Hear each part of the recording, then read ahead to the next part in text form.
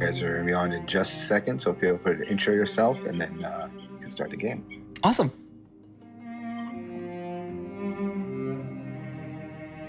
Okay, are you tapped out or something? I can't see on the... Oh. Let me check.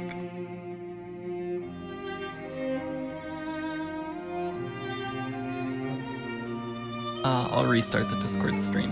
Hopefully that'll fix it. Can you see it now? There it is. Good. Cool. Okay. Wonderful. All right. Hello, everyone. I am SwiftShadow, and I will be running Scarlet Nexus, NG Kasane, any difficulty today. So this is Kasane's story of this game. There are two different playable characters, Kasane and Yuito. Kasane is the girl on the right here. She's the faster run. She's also a better character, in my opinion. But yeah, on commentary, I have Deedlit joining me. Deedlit, do you want to introduce yourself? I am Deedlit. I also run this game, but at a lesser level.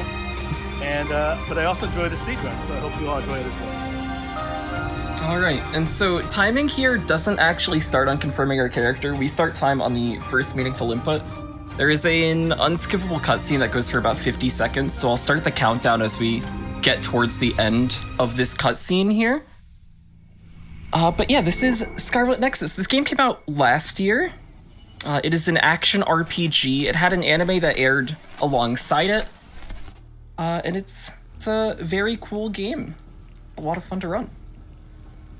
So this is Kasane's story, easy difficulty, and he is running on an older patch, 1.03. The latest patch has the very easy difficulty, which would make things go faster, but it also, the later patches take out some of the skips, because they changed the way combo vision works. So most of the skips, the majority of the skips don't work anymore. So Swift just preferred to run this on the older patch to showcase more of the skips. Yeah, there's a lot of cool movement we're able to do that lets us get out of bounds and skip some triggers for fights as well. So playing on the old patch is cool, at least for the marathon's sake, even if very easy ends up being faster. So we're coming to the end of this cutscene here. I'm gonna count down starting now. So time starts in 5, 4, 3, 2, 1, and let's go. Okay, so this is Kasane. She has two kinds of attacks. One is throwing objects with her psychokinesis ability. Psychokinesis is just telekinesis. And her other attack is these knives she has around herself. She has 6 knives, and they normally float around, but once you hit the attack, you can do a 3 combo, and you can throw them in the air. Okay, but right now she's just doing throws. So this is a tutorial section. So the first thing is just throws. Notice the purple gauge right above her health bar. That limits how often you can throw. Right now you can do about 2 or 3 throws without running out of bar. And then fighting more will regain that bar. But if you don't fight at all, you don't regain the bar at all. Oh, except out of combat. Out of combat, you slowly regain it. Okay, so aerial attacks, you learned that. Oh, this is going alright so far. Nothing really out of the ordinary.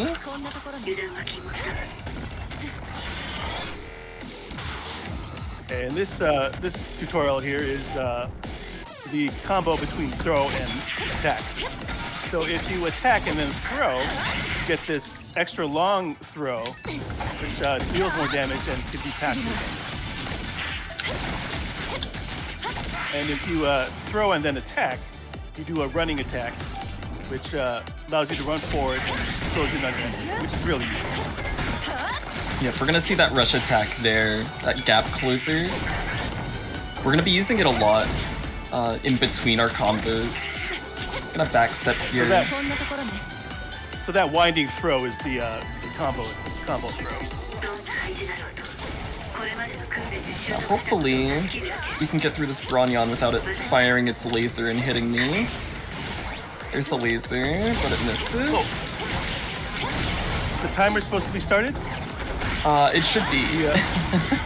Okay. Yeah, it seems to be 0 for Oh me no. right now. There it is. Okay. Oh no.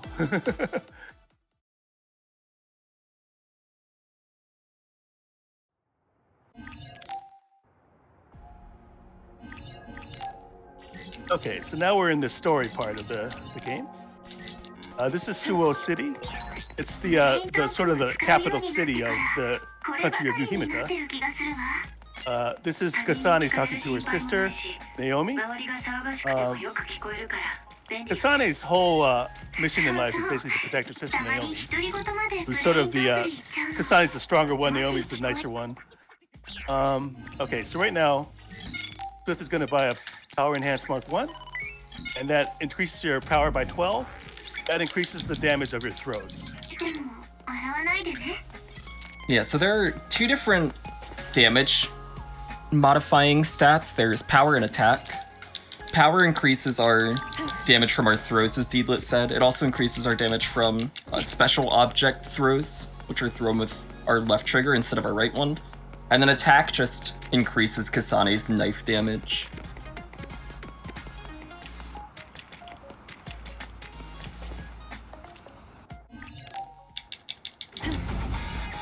So we're coming up to a fight here. Basically, the big threat of this game is there are these others, which are monsters that eat human brains, and they show up in the city here. And we're on this team that is supposed to suppress the others. We're part of the OSF. Taking that hit was pretty costly, but at least they went down pretty quick afterwards. It's okay.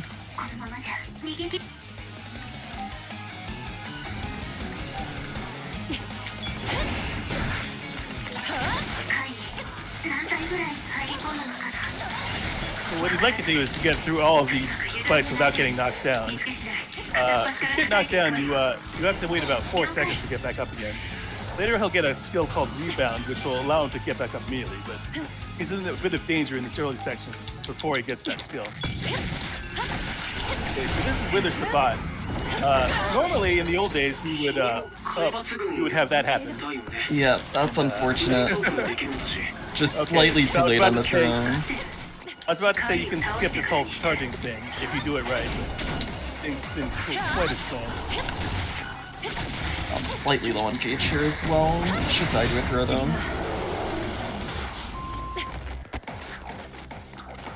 Yeah, it wasn't too bad. Yep. I've had way worse fights there before. That's totally fine. So yeah, if you do that opening combo fast enough, you're able to just barely get the follow-up throw to hit him out of the charge. Unfortunately, I was a little late on the throw, so he ended up connecting before I could finish him. So coming up here, we have one of another unskippable cutscene. One of the 2 that matter, because we start the timing after the first one. But this is our anime intro. If you've seen the anime, it's actually a different intro, but it's done by the same group. But it's a great song. It makes all the early game resets worth it, because you get to hear this every single time.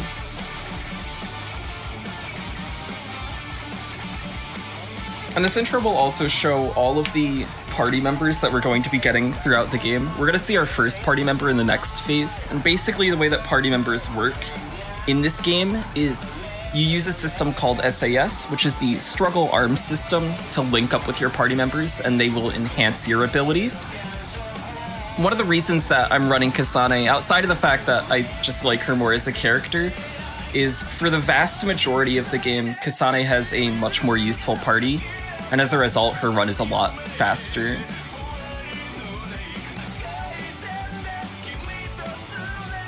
Also, something I haven't mentioned, but as a special occasion, since we're doing this marathon and everything, we are running with the Japanese voices today. Normally I run with English voices. There are a few sections in the game where we have to wait for certain dialogue to play out, and over the course of the run, English ends up saving a little over 50 seconds. I believe it's 54 seconds in total throughout the run. But today, we're doing Japanese voices. It's very fitting for the marathon, and they're just really well done as well. So it's nice to have.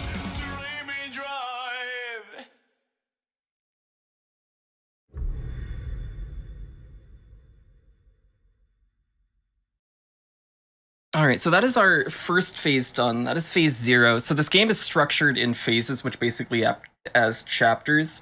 That's our tutorial phase. Now we start to get into the real stuff. The juicy gameplay here. Yeah, so that whole mission before was unauthorized because we weren't official members yet. Now we are, and now we can actually do official missions.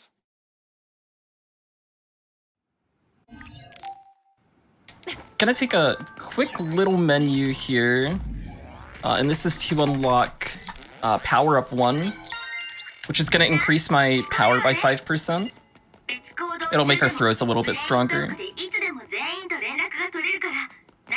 But that is unlocked by spending BP, which are brain points, and we get those as we level up. So it's a full skill tree we have access to. Gonna throw at that one. Now we have access to the best character, or the second best character, best boy character in the entire game, Shidan. Despite what some people will have you believe, Shidan is actually amazing. Just such a nice guy. I love him. Hopefully he'll kill this for me. This is kind of a opposites attract kind of thing. Swift is the nicest guy. The characters he likes are the nastiest people. Like, Shidan and Kasane are people you at least like to hang around with. I don't know about that. They're both pretty cold, a little rude in Shidan's case. Crying in the corner. Huddle to yourself. Ooh, that was nice. I'm gonna take this kill here. So we need to kill 3 additional Scummy Pendu that are optional. The reason for that is it'll get me level 3 before the boss of this area, and that's gonna allow me to unlock double jump, which is pretty useful for the boss fight.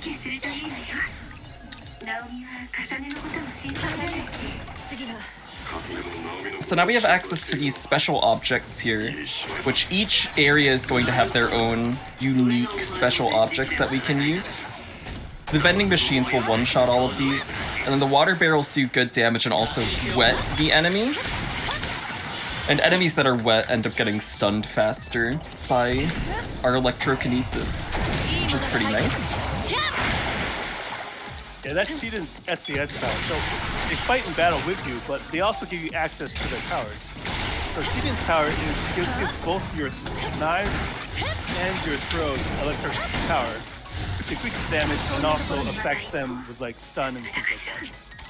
But you see that yellow bar on the right-hand side of the screen, it depletes while you have it active. So you can only use it for so long before you have to recharge it again.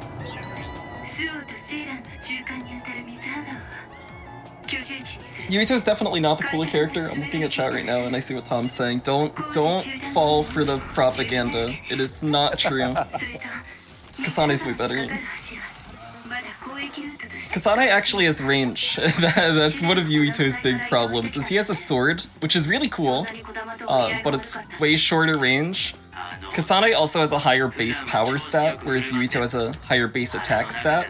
So Yuito is more weapon focused, whereas Kasane is more focused on throwing things, and throwing things in general is just a lot better. Okay, I'll grant you she's better. So this is Dispin Parry. This is our first real boss of the run. The goal here is I'm gonna try and stay in the air next to him and get throws that'll target this tank. When this tank breaks, he gets covered in water, which then allows us to shock him on the ground and he'll be stunned. So I say there's a water tank on his back. Very It is very nice to have. I'm gonna do one more throw here. We're gonna dismiss Shidan. Gonna backstep for a bit more gauge, and then we're gonna back off here to the corner, and hopefully Dispin Parry will jump at me. Perfect.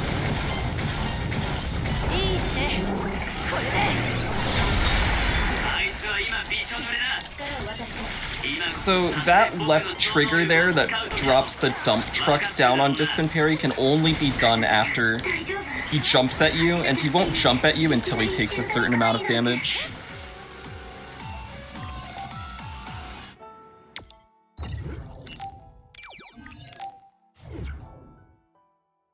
That is the end of our first real mission.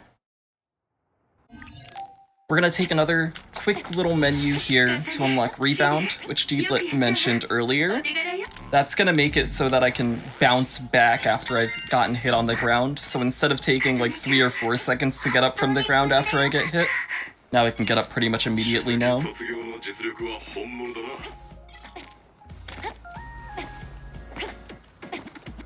And you can see him double jumping here. It's the fastest way to move outside of teleport. Yeah, we're gonna be doing a lot of jumps.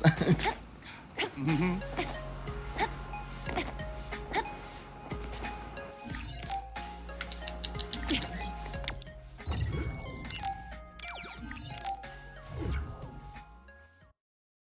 Okay, so now we have a mission to, we had a call for help from a guy named Kaguro. And Kaguro has a little power called invisibility, which sounds like a nice little defensive power, right? They can't see you, they can't attack you. Well, also, when you attack when you're invisible, you hit critical every time. So it's also a massive offensive power. And also you can use it to manipulate the enemy's movements because they don't see you. So all in all, it's just a ridiculous power. It's like the most broken power in the game. Yeah, Kagero is by far the best party member in the entire game, and it's not even close. And that's another reason why Kasane is so good. So we have access to it. It has a duplication power. Right now, it just gives Kasane double throws. So whenever she does a throw action, like 2 objects come out and hit her.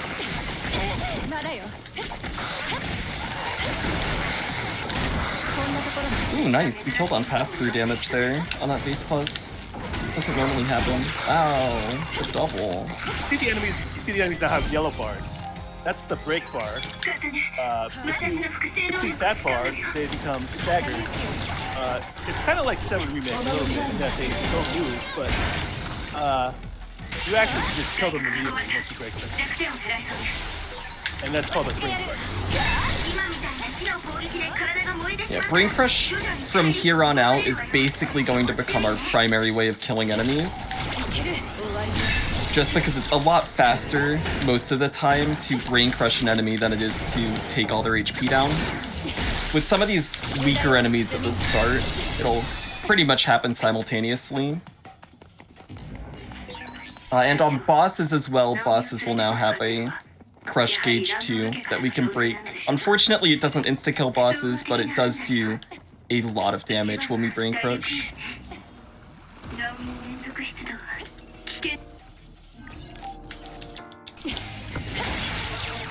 Okay, so here is Kagero.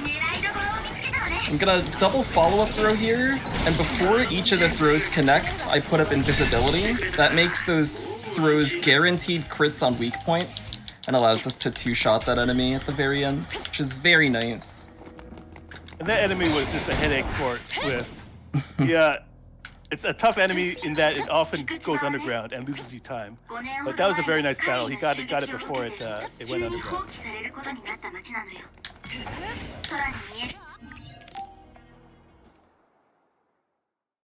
Alright, so we're coming out of the phase here. And the way that the game is structured is basically, after pretty much every phase in the game, we have a standby as well, where you're able to bond with your party members. And we're going to ignore that for now, outside of a forced bond episode that we have with Yuito here.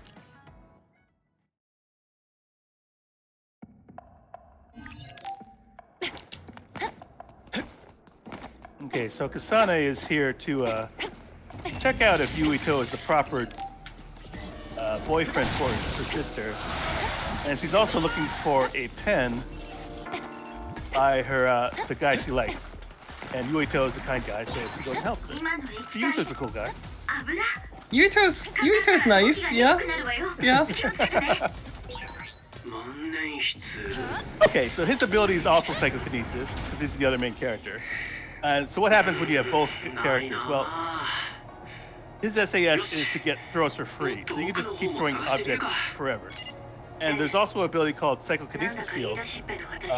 It drains his SAS completely, but it throws like all the objects in the arena. So it's a very powerful attack. And he's gonna use it right here. Hopefully we get Possible to lucky. just, if you get lucky, you just kill all the enemies in one shot. I would say that happens like 20% of the time. Yep, that sounds about right. Marathon luck, maybe? Maybe? No, but that's not bad. Yeah, one enemy. That is one of the better outcomes, for sure.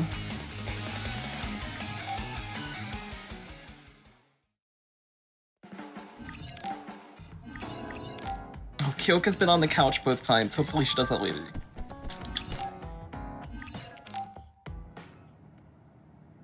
So Kyoka is one of the party members we're gonna have to bond with later on. And she can either be on the couch right in front of us, or in the kitchen that's in the back there. Hopefully when the time comes that we do bond with her, she'll be close by. But we'll see. We've got a little bit more to go before that happens. And the purpose of bonding is to increase your abilities you have with them. Some of them are increased SAS things, but the most important thing for Swift is the combo vision, and because combo visions are crucial to his skips. So he wants Kyoko at level 3. I think Arashi and Yuito are also at level 3. Yep. Yeah, we're gonna take all 3 of them up to level 3, and then just ignore bonding with every other party member. Oh, and we're gonna take Kagura to level 3 as well. But that's less for his combo vision, and more just because he gets an ability called Sustained Invisibility at level 3, which is really, really, really good. Yeah, normally when you attack with invisibility, you lose your invisibility. Sustained invisibility keeps it on for a little longer. So you can attack and still be invisible.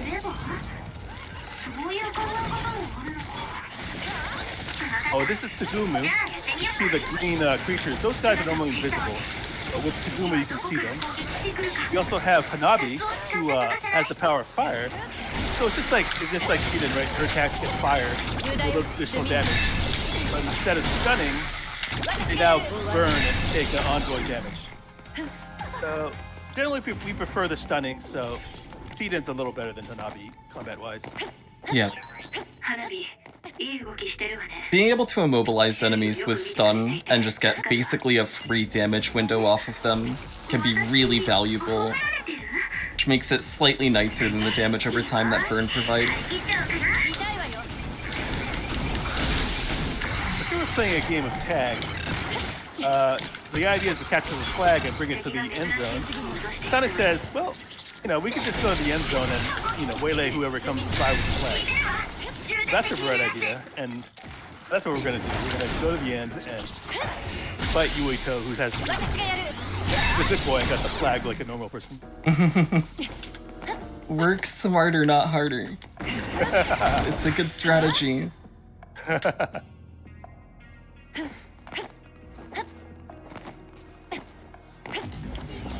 My gauge is a little low here, which is slightly concerning, but this should still be okay.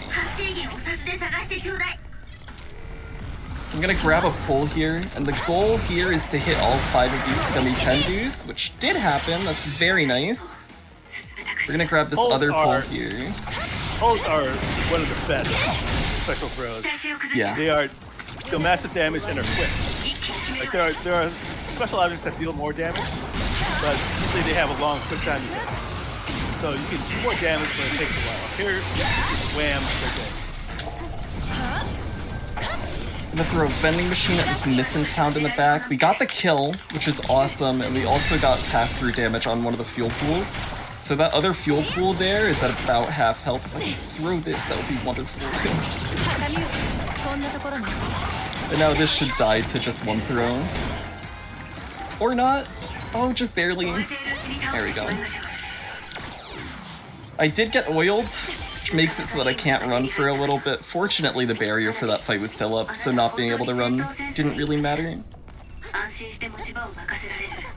Okay, so this is one of the fights that we rig a little bit.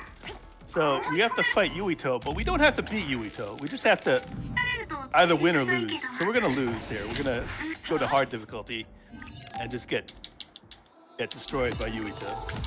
And we're allowed to switch to hard difficulty because the category is officially any difficulty, not easy difficulty. So we can actually go any difficulty we want. Yeah, Okay, this so is we lost the tag. one of 2 fights where we're able to die and save time in the whole run, which is nice. さっきユイとスメラギ寮の近くで見かけたけど、はい、無事に終了しました。ユイとスメラギ、お姉ちゃんの相手として一応認めてもいいけれど。I have to wait out dialogue here, もう一度話しておきたい。 but then we're gonna fast travel over to Sumeragi Tomb, where we get a bit more dialogue. ユイとさっきのユイとがもちろん。 Okay, so we have a little breath before the next event, which is a massive mission. Couple squads, multiple platoons, and it's going to be a very important story point. 現地で強化隊のみんなと合流後、隊長の指示を仰いで。わかった。ユイとの子。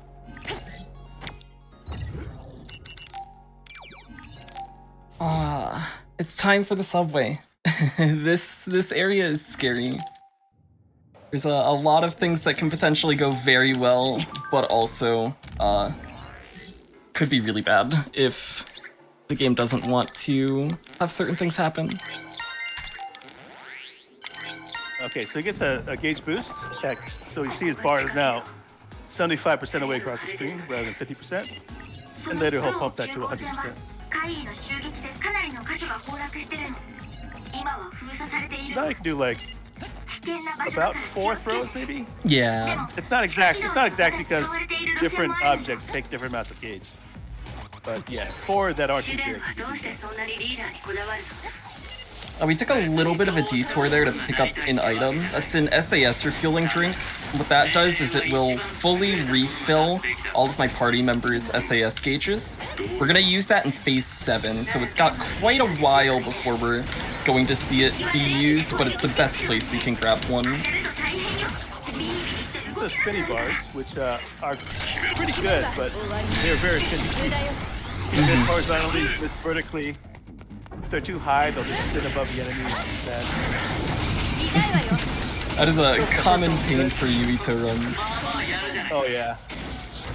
Oh, for Yuito, the upcoming boss gets 2 spinny bars. And if those spinny bars don't hit, you're very sad because you'll be there forever. Yep. But Kasane has the easier battle here. Kasane has a much nicer subway than Yuito does. So this is the tragic mission where duo defense forces, for some reason, fire a bullet at Kasane. Naomi intercepts it, and that bullet turns her into another monster. These monsters are fighting her other. So Naomi becomes a monster other right before our eyes, and they get captured by the Suo defense, or is it the Seiran? The Seiran forces. Yeah, the Seiran forces. And Kasane just goes nuts and tries to save her, but that's sort of the plot for a large part of the story now.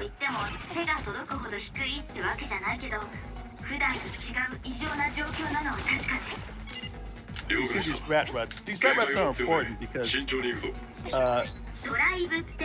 Swift is going to need an item called a flower aroma candle in order to get Kyoka to bond level 3 early enough. And to do that, he needs environmental data C and a rut type suppression.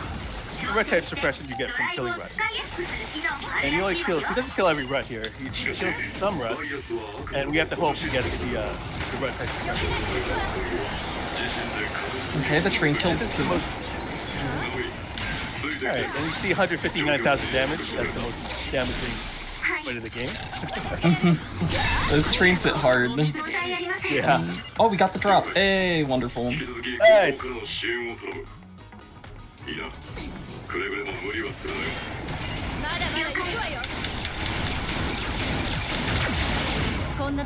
We're also in an enhanced state right now called Brain Drive. Basically, since we entered the subway, there's this little meter on the bottom of the screen. It's to the right of our health and our psychokinesis gauge. And that fills up as we deal damage to enemies or kill enemies. And once it fills up all the way, it puts us into brain drive automatically. And while we're in brain drive, it increases all of our stats, and it also makes it so that our throws cost less gauge to do.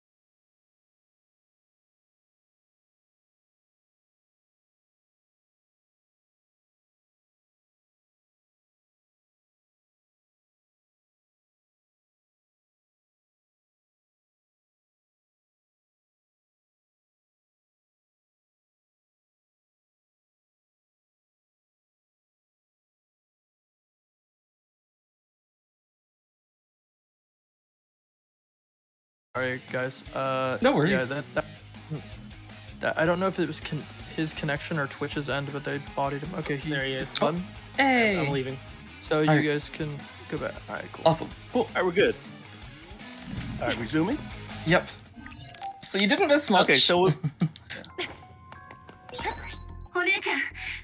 お姉ちゃん応答 so we talked about how we wanted brain drive at the right moment, and this is perfect. Look at the brain drive. を見失ったら Like お姉ちゃんがどこに 99%, 転送さ we're れた gonna のか fight わ the から boss. なくなる We're gonna get brain drive, and it'll be great. 必ず助ける We did take one additional menu that wasn't seen. Basically, what that menu was for is it gives me mid-air charge rate attack up, which is going to increase the rate that my psychokinesis gauge fills whenever we do aerial attacks. Follow-up attack, which increases damage done on enemies that are knocked down on the ground. And it also gives us our second max gauge 一体何なの boost, which now gives us our full psychokinesis gauge down there. どうしてさっきの国防軍の連中が何かを知ってるはずどんな手を使ってでも話 Yeah, を so 聞 this き出 is さない Kasane chasing after the Seiran forces who took her sister.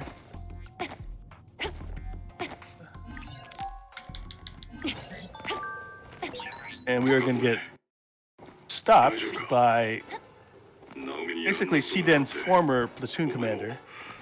And she is pretty much crazy.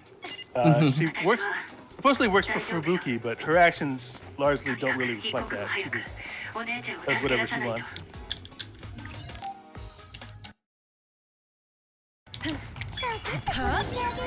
So this is Kodama. We're gonna start off by getting her all wet with this water barrel, and then we can hit her, and this should trigger our brain drive. Now we want to stun her and basically just knock her down onto the ground. This is one of the great things about Shiden, is that he can just completely immobilize some enemies. We got a double backstep for Gage. We'll brain crush here. This does a good amount of damage. And then we're basically gonna repeat this. There's another water barrel basically directly in front of us, which we can grab here. Right before he finishes off, he's going to take a member out of his party. And what that does is, basically when you have a human enemy, there's an extended final brain crush. But if your party is not full, it's not an extended final enemy. So you just take a party member out at the last time.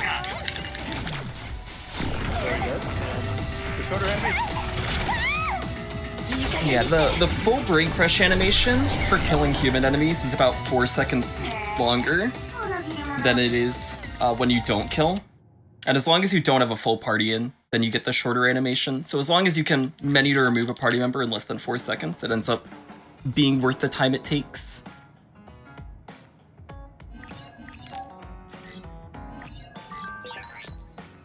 We're gonna do a little shop here. I buy a better weapon and another power enhance.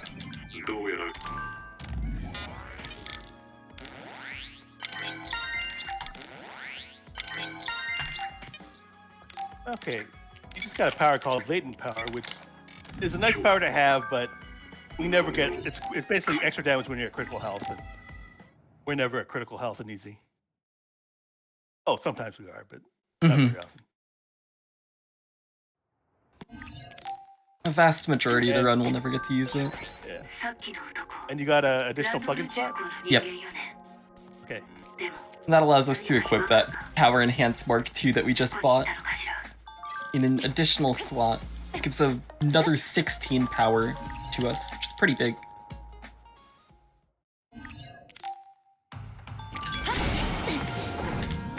Okay, Now we so get to fight Shida. yeah, Kasane has been put in the timeout by Karen, the strongest member in the ASF forces. And Shiden's helping him. Shiden's on Karen's side, and so he can't leave. And Kasane says, no, I'm leaving. And this is where he beat him up. It's very fun to beat Shida up. As much as I love him.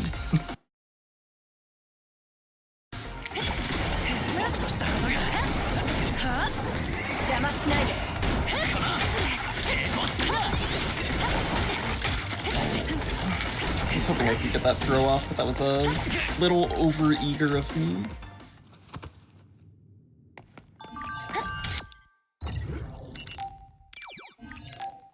Okay, so now we have a mission that is incited by Karen. We're kind of fooled into thinking it's something else, but 私が囚われているの it's は really Karen causing havoc. So 兄 yeah. さんの不審な動きは分かっていましたそれで行動をそれとなく伺っていたんですおかげで重ねを逃がすことができましたが So you have access to 2 different party members here. This is Luca, who we're using right now, who has the power of teleportation. So that changes our normal dash into a teleport, and it also allows our first attack of our combo to teleport to the enemy we're targeting as long as it's within range. And then the other party member that we have is Arashi, who has hyper velocity, which will basically slow down time for ま us. ずは彼を探しましょう重ね常人のスピードじゃあの Yeah, 怪 slowing down time is great, but Arashi's bar reduces really fast. So you have to be very picky with it. And we have, you saw the bus music moving around. We have tankers here. Do a ton of damage. And yeah, you can miss that Bronya, which will really slow you down. You got the Bronya.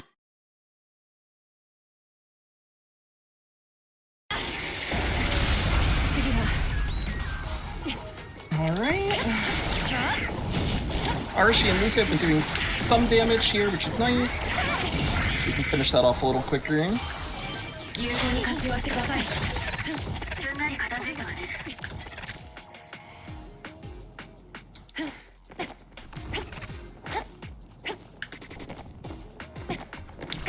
Okay, so we're gonna take another bus, and we want to time the bus just right so that we kill as many enemies as possible.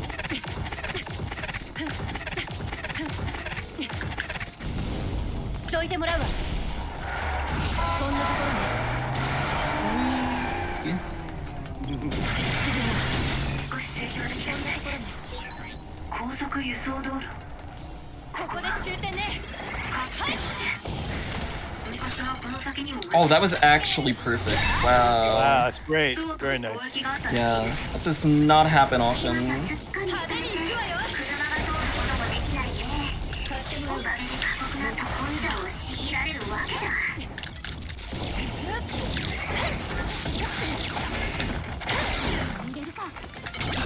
Okay, we do have some cleanup to do here. I think there's still the other one back here as well. I don't want to do that, but oh, well, they killed it. So the only ways of damaging these enemies that have that pink aura that denotes that they're moving very quickly is to either put Arashi up, or you can TP attack with Luca. I was hesitant to TP attack all the way to the back of the area there, just because we have to move all the way to the other side at the end. But ended up working out. Alright, so this is Karin, the guy who's been making problems for us. And so this is another, well, first we have a timed battle here, so Swift just is going to wait this out, but he wants to take damage on the way to winning it out. Because then we have a battle that we can either win or lose. Well, we lose basically. Yeah, so this one going to want to take damage here. Ideally, she would have just a few $100. Yeah. Most of the time, you do not switch difficulty here. Maybe if you're at full, then you're kind of forced to switch to hard. But ideally, you would just have a few hundred health and not switch difficulty.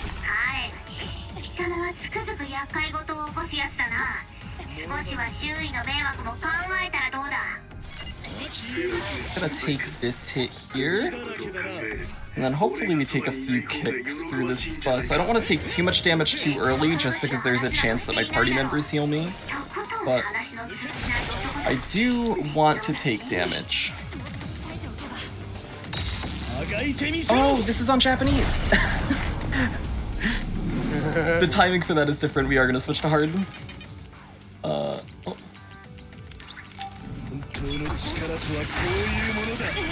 So on Japanese, we switch into the brain field almost immediately after when those dialogue lines run out. On English, we have about 10 seconds or so after the last dialogue line before it switches into the brain field. So normally I wait until the dialogue lines completely run out before I take the damage.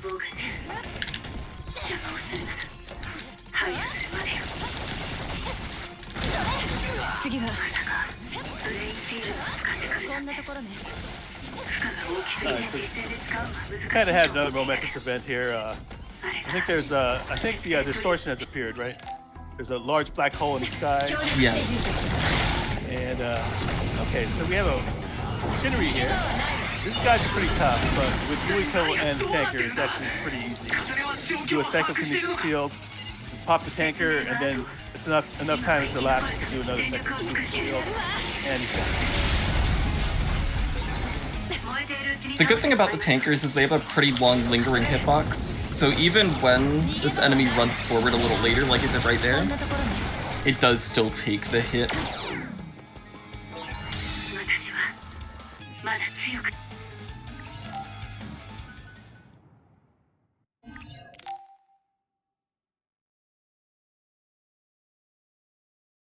Alright, so this is phase 4 coming up. We have our first skip of the run, which hopefully will hit. This one's a little difficult. The movement on it is a bit precise, but before that we're going to take a menu, and we're going to unlock concurrent SAS activation, Brain Crush money bonus, Brain Crush SAS restore, and aerial dash. aerial dash is the big one that we need right now for the skip. The concurrent SAS activation makes it so that I can have 2 party members SAS up at the same time, as opposed to 1, which is what we've had currently. Alright, here we go. Good luck. Ooh. It's a little off. Let's try that again.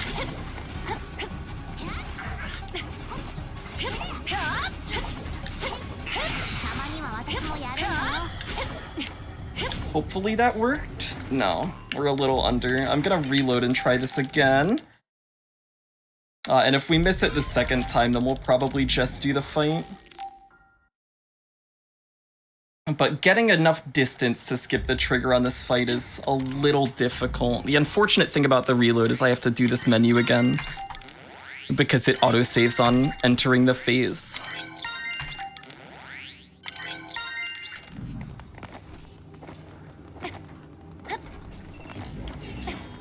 Alright, let's try it one more time. So the goal here is to basically just get as much distance as I can. So we're turning around, backstepping, double jumping, turning around again, backstepping, aerial dashing, and backstepping. I missed it again. I'm gonna do it one more time. One more. Third tries the charm. Just one more. Here we go. I believe. This is definitely one of the harder skips, just because getting enough distance while also not falling too far, so you don't trigger the fight just because you're too low coming out of the double jump. It's a little difficult. Here we go, this is it. This is our last shot at it. We can do it. That's a double jump. Jump was a little late.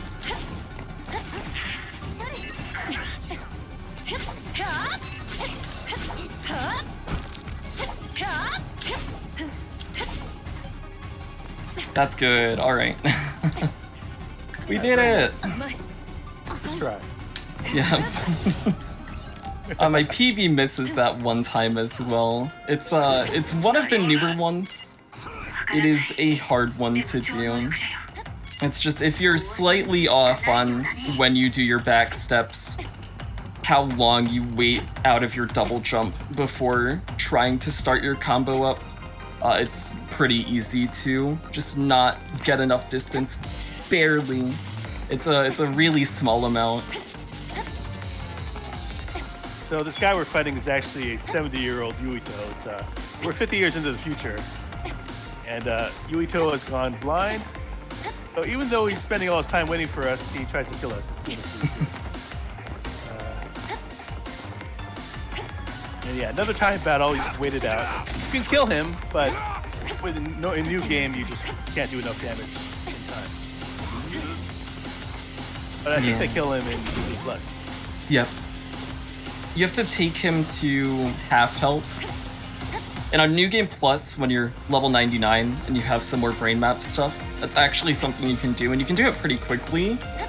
On NG, getting that much damage out with the amount of time that we have is very difficult. Right now we're level 20. He's 30 levels up on us.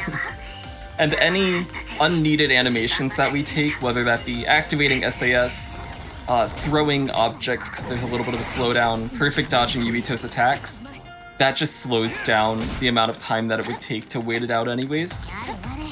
So the best thing that we can be doing right now is basically just run away from him and not engage.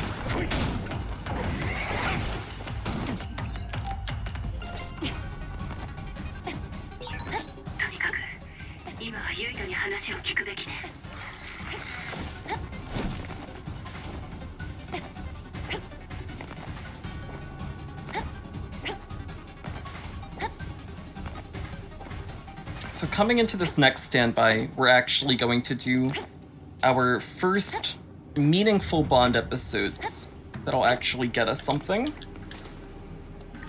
And we're also going to craft a gift for Kyoka as well.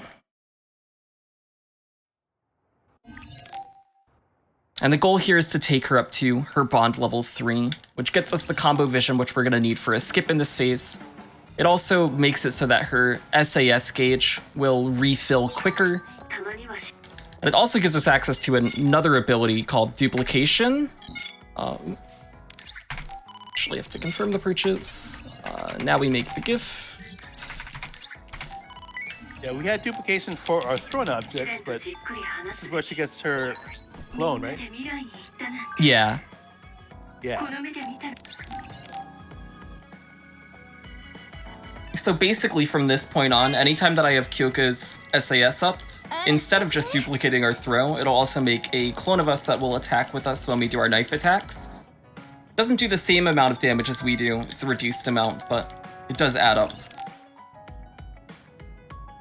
So this bond episode here will take us up to bond level 2, and because we've given her a gift this second bond episode now, we'll take her up to her bond level 3, and that unlocks her combo vision, which we're going to be using for skips coming up. これから 重ねはおせっ And these bond episodes are locked on story progression, so we can't take them all like at the beginning. They unlock over time. And the way the combo vision helps is that they basically reset your the combos that you're doing. So you can do a combo to gain a little height, then do a combo vision, and then you can restart your regular combo again.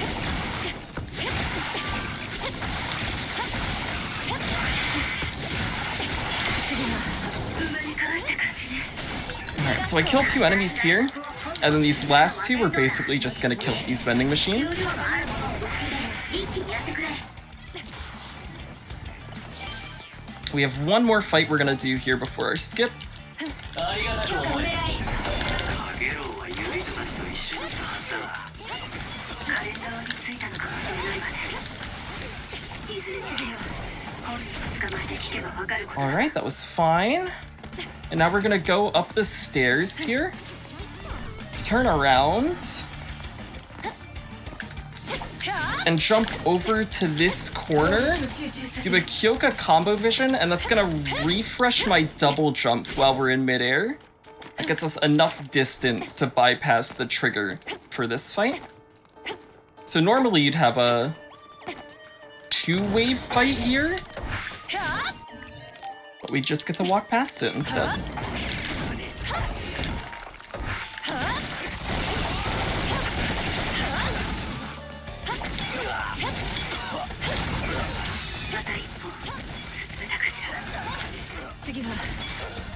Very nice. Yeah, humans aren't that tough, but they can time sync because they're small and there are a lot of them, so it takes a while to target all of them. But if they're nicely grouped up, it can go pretty quick. Yeah. They were pretty close to each other, which was very nice there.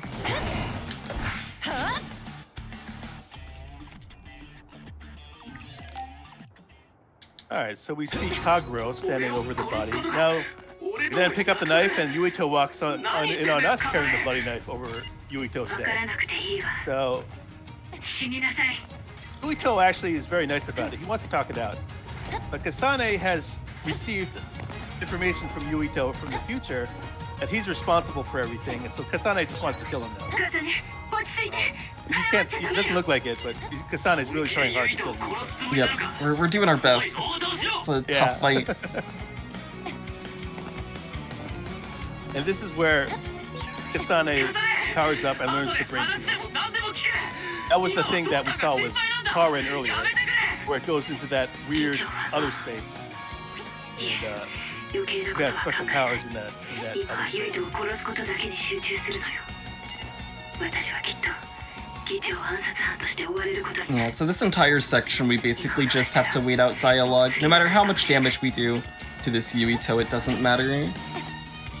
And that's also the same for the phase coming up here, where we get a tutorial on how to use Brain Field, and no matter how much damage we do in that, we can't make it any faster either. そう Right, so the one thing we don't want is a combo, a brain field extend, which can happen. Yep. So we just wanted the timer to tick down.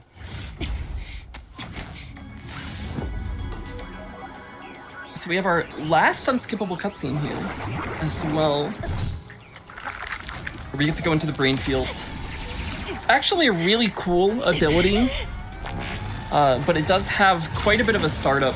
We get like a mini cutscene every single time that we activate Brainfield. And that startup on its own makes it a bit weird to route into the run, just because if the fight would normally like be a decent speed, then a lot of the time the startup of Brainfield ends up outweighing the time that using Brainfield would save. So we're actually only going to go into Brainfield one more time in the entire run, and that's going to be on the final boss. And if we're lucky and fights go the way that they should, then that will be the only other time that we see a Brainfield. From here on out, basically every human boss in the game, except for one in Phase 8, has the ability to use a Brainfield when they get to low health. And the goal for every human boss in the rest of the game is to kill them before they're able to do their Brainfield. Because if they do a Brainfield, it puts us into a pretty bad state where we're not able to throw objects or anything, and we kind of just have to spam our knife combos to deal the rest of the damage. Particularly Yuito, you fight him a couple times, and he is very prone to going to the Brainfield. Yep.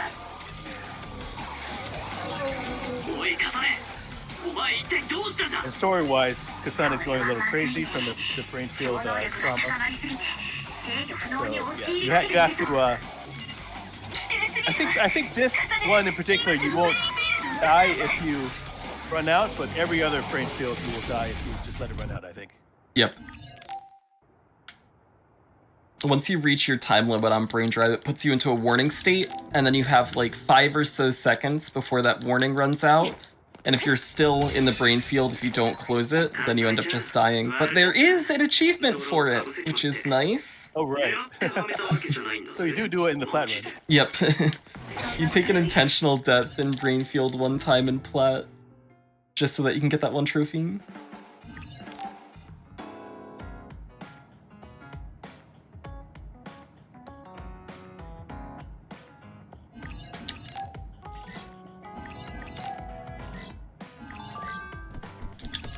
Alright, this standby we don't have to do anything in, because we've basically already done all the meaningful menuing that we want to. There is one menu we're going to take at the start of this phase, but it doesn't make sense to do it until later, because I'm also going to want to remove a party member in this upcoming menu. Once again, that's so that we get a faster brain crush animation on one of the bosses we're going to fight in this phase. And if we can group that all into one menu, rather than taking an additional menu before doing the brain crush when we actually do it later on, it ends up being slightly nicer.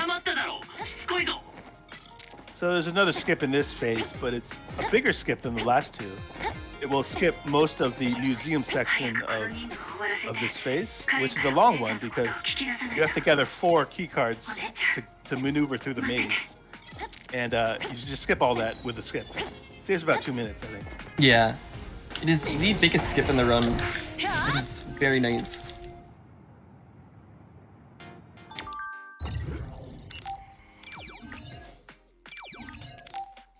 So we're going back to the hideout now.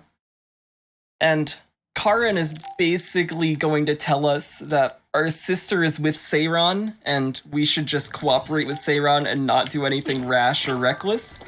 And we're going to immediately ignore him and try to go see our sister ourselves. That is not the right menu. I'm looking at the later menu notes. We're removing Kagura from the party, and we are equipping that Power Enhance Mark III that we bought back in Standby Phase 4. We didn't have enough XP to equip it earlier to get that additional plug-in slot, but we do now.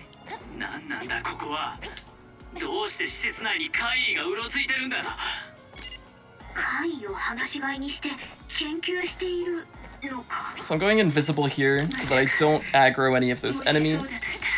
We're gonna push our back up to the corner here, walk a little to the right on the street lamp, and jump up to this platform, and I'm gonna run across and dash.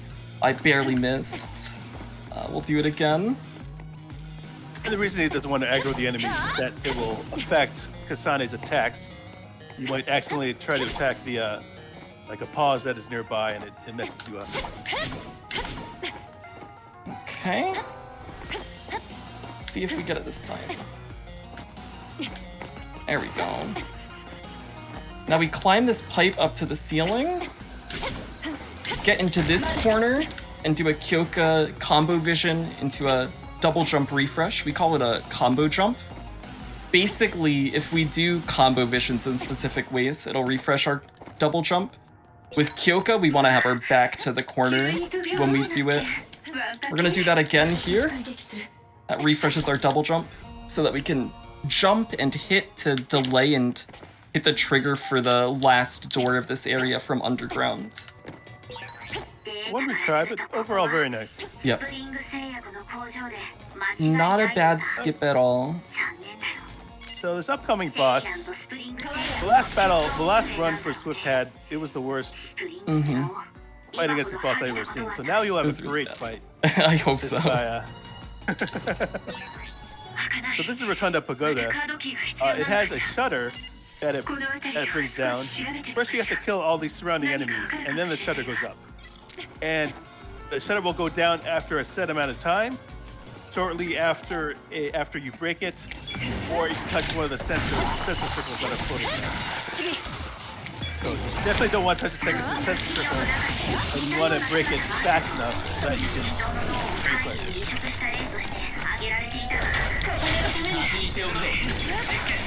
So we're basically just gonna run around. I have 5 throws when my gauge is full here, so we're gonna do all 5 here. There's 5. Then we're gonna put Arashi up to slow down time and give us enough time to just physical combo and break Rotunda Pagoda. Gonna backstep here so that I can get some psychokinesis gauge back.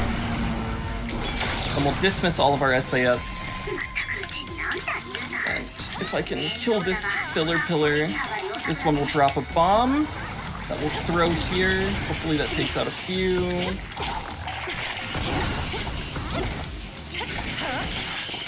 Alright, what's left? Good, nice intercept. We'll just throw here. It's gonna make things at the end a little bit weirder. Just because I'm gonna be 1 throw under compared to where I would be if I didn't do that. But it'll still be nice. So again, I'm gonna put Arashi up to slow down time here. The goal is to not get caught by the scanner here. I'm gonna get up really close. It's gonna hurt our knife damage, just because we're not hitting at the tip of our range. But it avoids all the scanners there. Now we can brain crush for the kill. Yeah, for some reason, the Kasani's knife damage feels the most when the enemy's near the edge of the range. And it's actually pretty significant. Yeah, it's almost double damage for enemies that are near the edge of your range, as opposed to enemies that are up close. One of the nice things about Kasane's kit, though, is whenever you do your back step, it basically puts you at the range you want to be.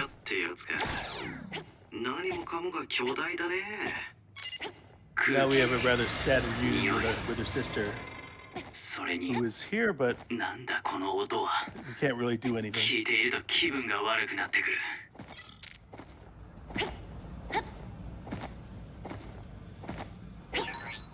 手なの。あ、この声。誰かいるの？お姉ちゃん。お姉ちゃんなのね。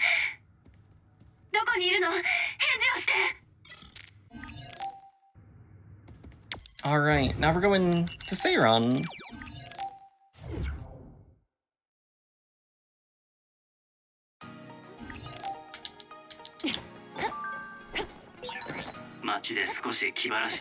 So basically, go for it. We fought 3 battles with Yuito, none of which were real battles. We lost, we timed out, and then we lost again.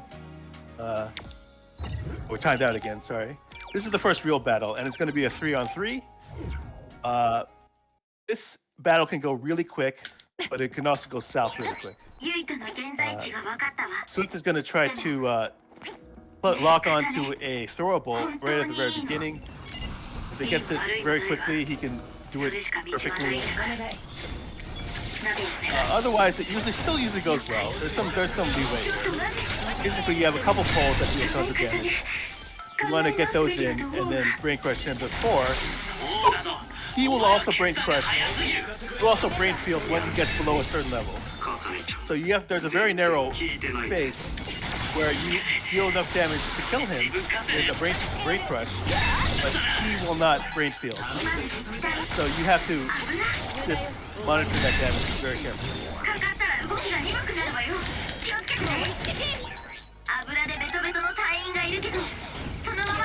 This is also the first time we're really gonna see how good Kagero is.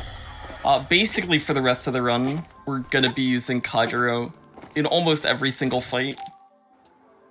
Just because invisibility with crits is incredibly powerful. Oh, I did this. It's a little slow. Yeah, it is not lost. Yep. Now we just have to hope that Tsugumi doesn't shoot us a bunch, which by putting Arashi up here, that'll help. We're gonna double throw. I'm gonna grab this pole. Tsugumi, stop. Okay, cool.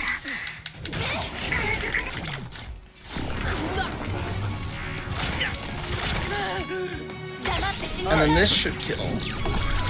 Wonderful.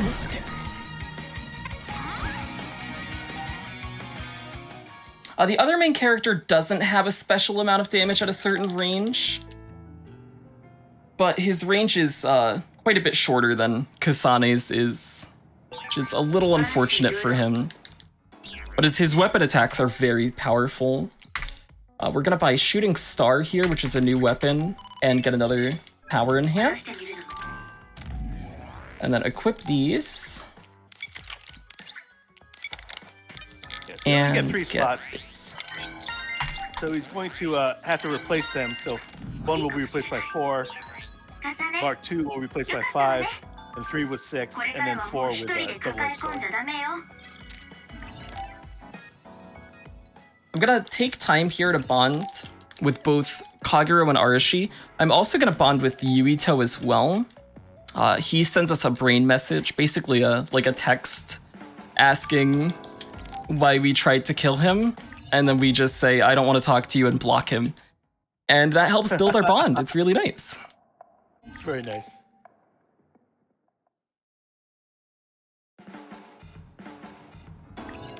So this gets us to bond level 2 for both Kagero and Arashi, which is going to slightly increase the rate that their SAS refills, which is a little bit nice. It doesn't make much of an impact, but we do need to take them up to bond level 3 eventually anyways, so we're getting part of that done now.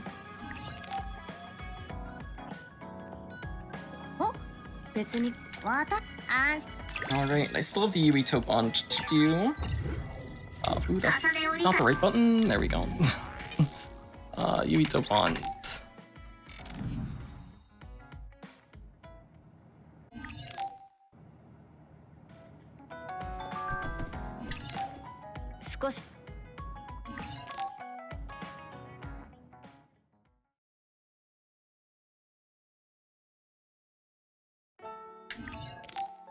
Alright, this is phase 7. We have another quick skip here, which should hopefully just go the way that it's supposed to.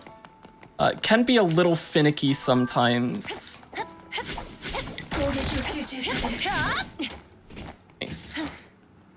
So we do a Kyoka combo jump off the corner there to get on top of that bulldozer, and it lets us bypass the trigger for this fight. We're gonna have to do that exact same setup when we come back through here again in phase 9, because this fight normally locks the area, and since we haven't taken it, it'll lock the area. If we did take the fight in this phase, then we wouldn't have to worry about it in phase 9, because once the game is registered that you finished a fight, it won't lock the area when it respawns those enemies.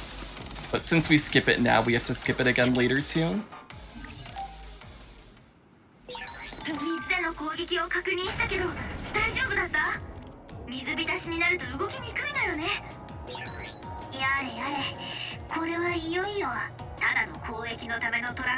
We still just have one party member in, we just have Arashi, and that is also because we're fighting another human boss here. This is Kodama, but not actually Kodama. It's her twin sister Yuta. Their power is copying other people's powers. But we don't see that much because she dies really quick. Yep. Well, there it is. See, she's me. There you go. I do need a little bit more damage here. She will stop hitting me. That would be wonderful.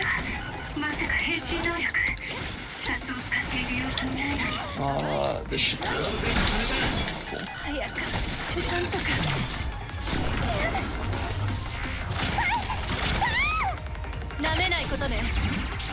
So she basically has the ability to transform into anybody else and just do whatever they can do, which is really powerful. Yeah. I don't know why she doesn't just transform into Karin all the time. Great. Maybe that doesn't work. It's like Yeah. he's also grabbing powers. We're gonna take a little bit of an odd menu here. This is turning SAS activation animations on. So this is gonna give us a longer animation when we do our SAS. But the reason for that is this fight in particular. We want to stall this out. Gemma's power is protection. He immediately protects Yuto, but it has a timer on it. So if we stall, the timer will keep running, but the battle will not progress. So by doing the SAS, we can run out his timer with less of the battle happening. Alright, Arashi has not hit Yuto, so we do need a bit more damage here. That should be enough.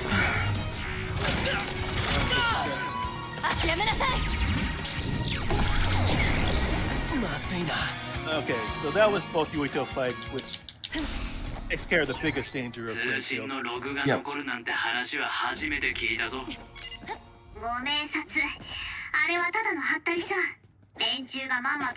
That fight can go very poorly. Gemma, at the very start of that fight, for the first 10 seconds, has his power up on himself, and he's fully invincible.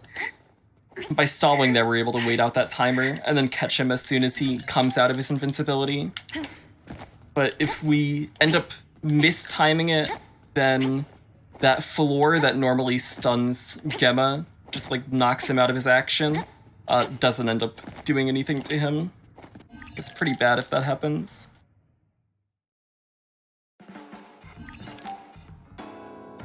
That's phase 7, it's a pretty short phase.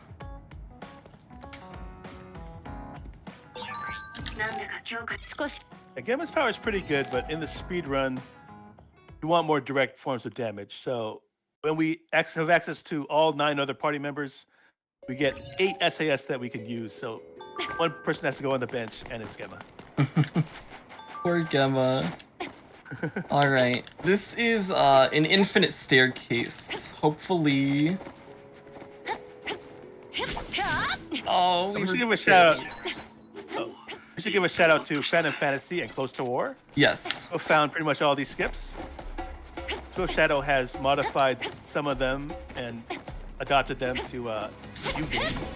But yeah, mainly Phantom Fantasy and Close to War for pretty much all the skips.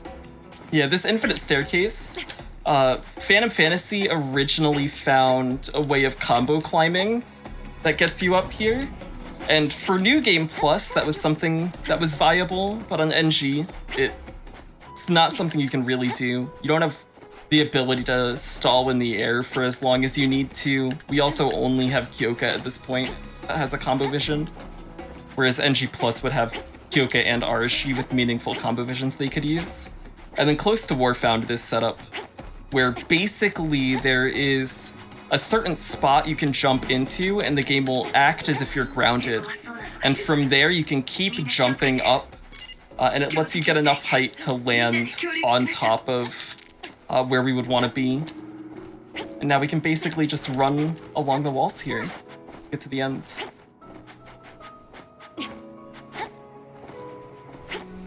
This is like a 90-second save about? Yeah. Yeah. Skips 3 fights we would normally do. The downside to all of these skips is we get a lot less XP than we normally would. And it has caused quite a few reroutes in terms of what we're able to buy from the brain map. And it has slowed down a few fights. On difficulties like hard, which close to war runs, that's a lot bigger of an issue, just because those fights tend to be longer. But on easy, it hasn't been too bad rerouting things with our decreased level. Yeah, on the lower right corner of the brain map are all the brain field things, but since we hardly ever use brain field, we can wipe out all that routing. Almost all of it. We get one ability from there, but that helped to cut down on the brain point usage. Yep. I'm gonna take another menu here. This is to turn our SAS activation animations back off. And then we're also going to buy Psychokinesis Crush Effect up 1, which is going to make it so that my Psychokinesis throws from now on deal more damage to the crush bar, so enemies will break a little faster, which is nice to have for this upcoming boss fight.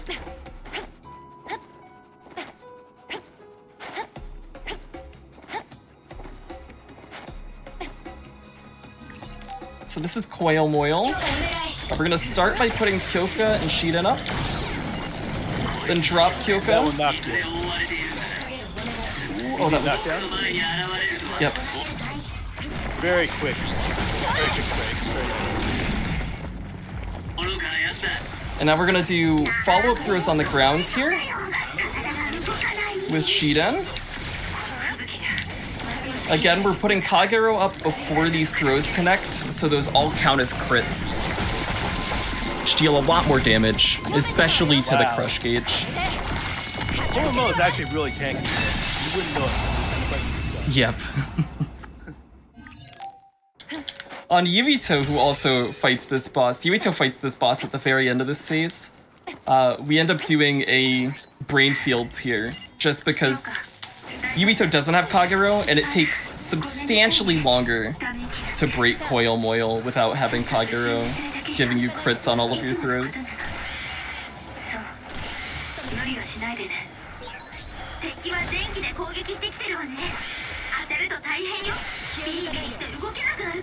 But Yuito does break those ice walls faster. Yep. Yuito has Hanabi. Yeah. He's got the fire.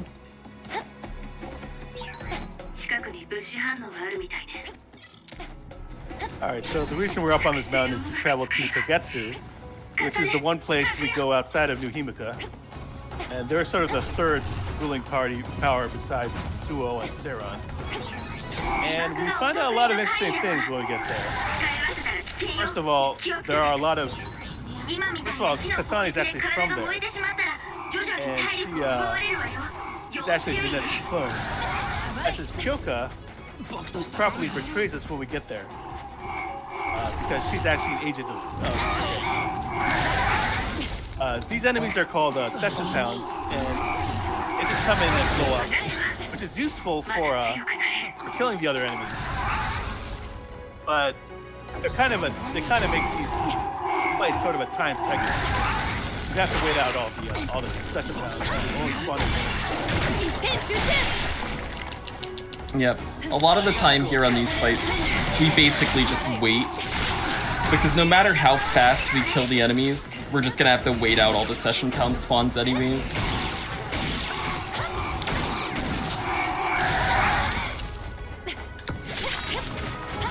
Yeah, you can time your jumps so that you do not take damage. On easy, you don't take much damage, so it's not a big deal. Yep. And we also will regain all of our health as soon as we level up, which these enemies do a lot of XP to us. So we end up leveling up quite a bit here. That's also one of the unfortunate things about skipping the 3 fights that we do here, is we normally get a lot of XP from taking these, but It's definitely worth the time save this skip provides.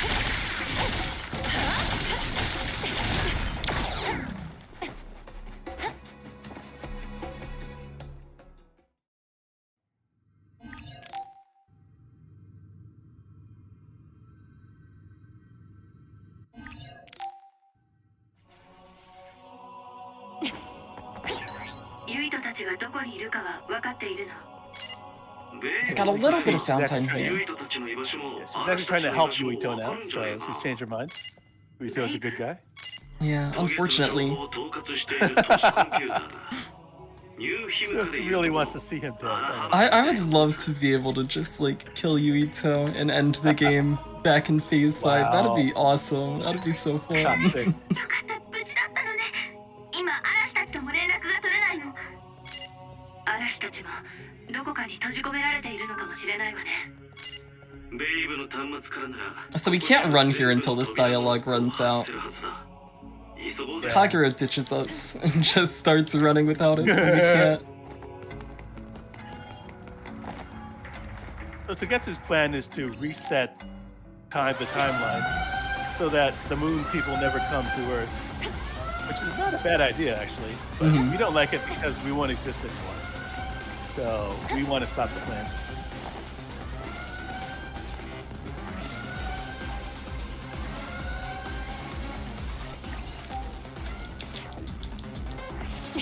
Okay, so I mentioned how Kyoko betrayed us.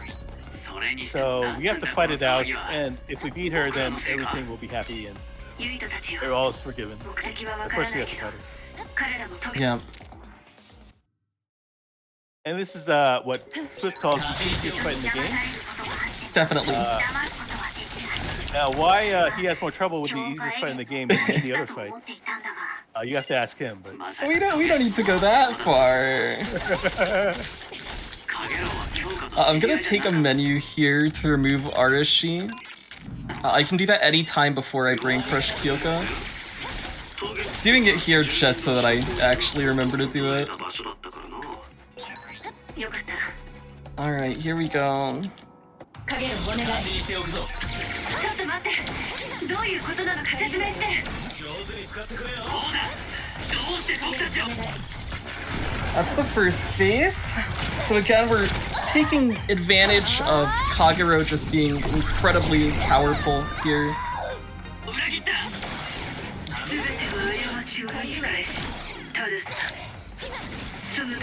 Ah, she dodged! No! Kyoko, you were doing so well!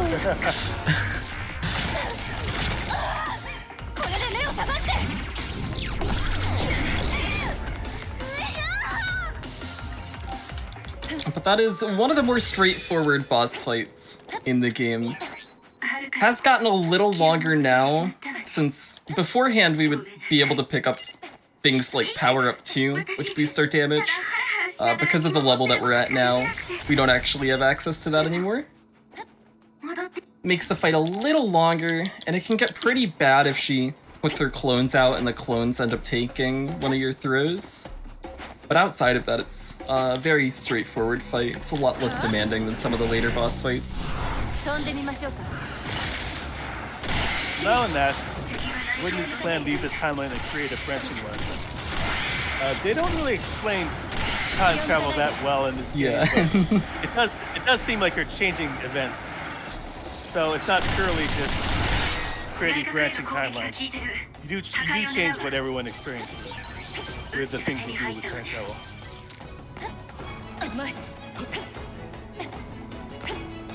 Yeah, I think their major problem with Togetsu wanting to not have everybody come from the moon in the first place is just everybody that they know and the experiences that they've had would be overwritten by it. Yeah. And then basically that timeline where the moon people never came becomes like the timeline. Which you could argue is a selfish desire, maybe? Yeah, a little. Yeah, for sure. Little, yeah.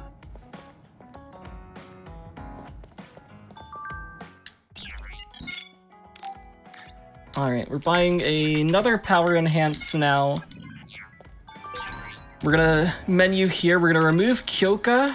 We're gonna get this half here, which is gonna lead us to our other concurrent SAS activation, which now lets That will allow him us to have do 4, four. Yeah, which is really big. That's huge, yeah. So right now that's everybody. You can have everybody up. Yep. Later on he'll have access to the both Yuito and his party, and he'll have 8 SAS abilities. So you'll get 4 out of 8 then. One of the things that we also get on the way to there is Brain Crush Chance Expand. So whenever we get the opportunity to Brain Crush, it's a timed window, and getting this unlock makes that window last longer before you just run out of time to be able to Brain Crush and they get back up. Which is pretty helpful for some of the bosses coming up where we want to get a little bit more damage in before we actually commit to our Brain Crush. We've also now got Arashi up to her bond level 3, which gets us access to her combo vision, which we can use just like Kyoka's to combo jump and refresh our double jump. We got Kagero to level 3, who gives us sustained invisibility. So instead of our invisibility running out as soon as we deal damage with a hit when we're invisible, it persists for a little bit longer, which is extremely nice because it gives us more uptime on him. Doing that same skip we did back in Phase 7, getting on top of that bulldozer and bypassing the trigger for this fight. So you say Arashi and Kyoka function the same for their combo visions. Is Yuito different? Yeah, so his purpose? Yeah. Yuito is actually the best at combo jumping. Yuito can basically activate a combo jump from anywhere. Kyoka's is you have to have her back against a corner. And then Arashi is the weird one of the 3, where she works either facing a corner, facing a flat wall, or in specific conditions where sometimes it's being out of bounds, she'll work just anywhere in midair. Other times, if you have a ceiling above you, she'll work in midair. Okay. So you'd like to just use Yuito, but you can't because he has to recharge his SAS. And so sometimes you need to use multiple characters because of how everyone drains their SAS quickly. So now we're able to take advantage of that concurrent SAS we just picked up and have Shiden, Kyoka, and Kagero all up at the same time. So we're getting duplicated electric throws that are also guaranteed to crit. It does a lot of damage. A lot of stacking buffs. Putting Arashi up here just to be safe, make sure that Yuta gets below the threshold I need her. She needs to be at about 48% health for this Brain Crush to kill. I like to go a little higher just so that I don't misjudge it. You do have to kill these bosses with a Brain Crush. And if you Brain Crush and don't kill them, and then they're like at 1 HP or whatever, then you have to hit them and then immediately Brain Crush them again. So going through that entire extra animation is pretty bad. Yeah.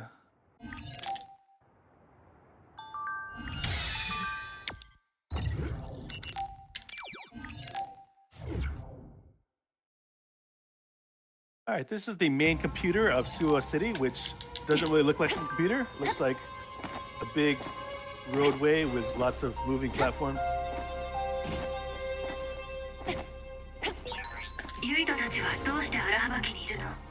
This is where we're gonna see Kagero really shine again in some of these mob fights. We got to see it a little bit back in Phase 6. We didn't get to see it much in Phase 8 just because we didn't really do that many fights, but now we rely on Kagero a lot.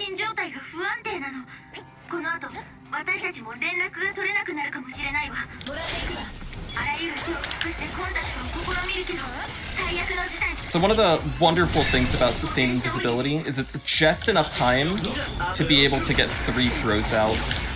which conveniently, there are 3 enemies in both of these waves. So as long as we time our throws properly, we can kill them all in one invisibility activation.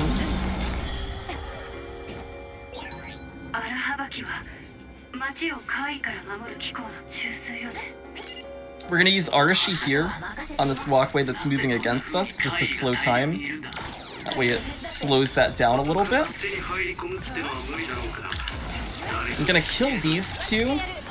Brain Crush, reactivate Kagero, throw 3 things at this Booger Sabbat, and Crush, and then reactivate Kagero again to kill this last Pendu.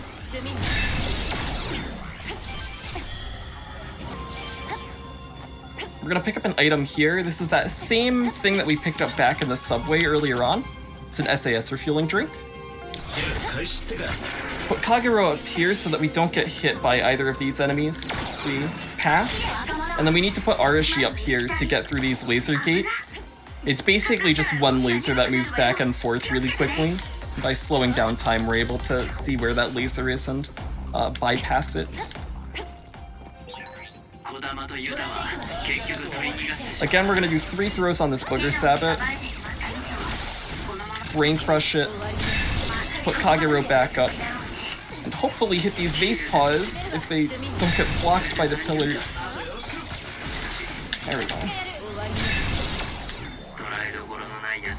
This is making it look easy, but managing SAS is one of the hardest parts of this game. It is actually very difficult. And if you, you turn someone off, it drains a little bit their SAS. So you activate again, you lose a chunk. And yeah, if you keep it on too long, it runs out, and you have to wait to get it back. But if you miss it, then you just don't have it up at the right time. A lot of tricky things. SAS Restore is really nice. Yeah. If you think it maybe adds a little bit, but it actually like refills like most of your bars.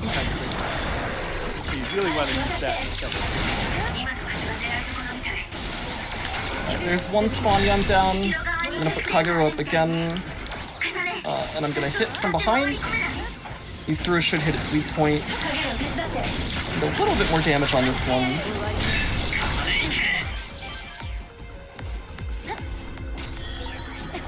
Gonna hold off on using Arashi for a little bit here, just because we need to make it through here. And then for the rest of this walkway, we're just gonna put Kagero up. That'll make sure that we don't get hit. Because if we get hit and knocked back on these walkways that are pushing us backwards, then it's pretty painful. We're gonna grab this drone here, which is pretty cool. Yeah, drones are cool. Well, if you get hit back too much on a backwards walkway, then you could run out of Arashi and it's annoying. It's very annoying.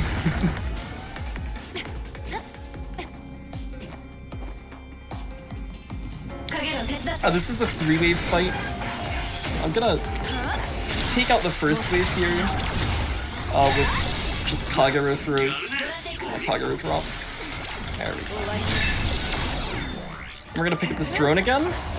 And we're gonna use this drone to wipe this wave and do a good amount on the next.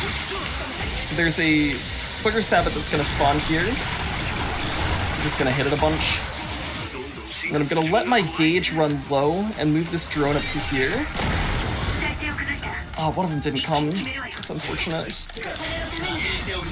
Normally both those Spanyons will come directly towards Kasane there, and that explosion knocks them both down. This one, for whatever reason today, just wasn't feeling it and decided to hang back and not come forward.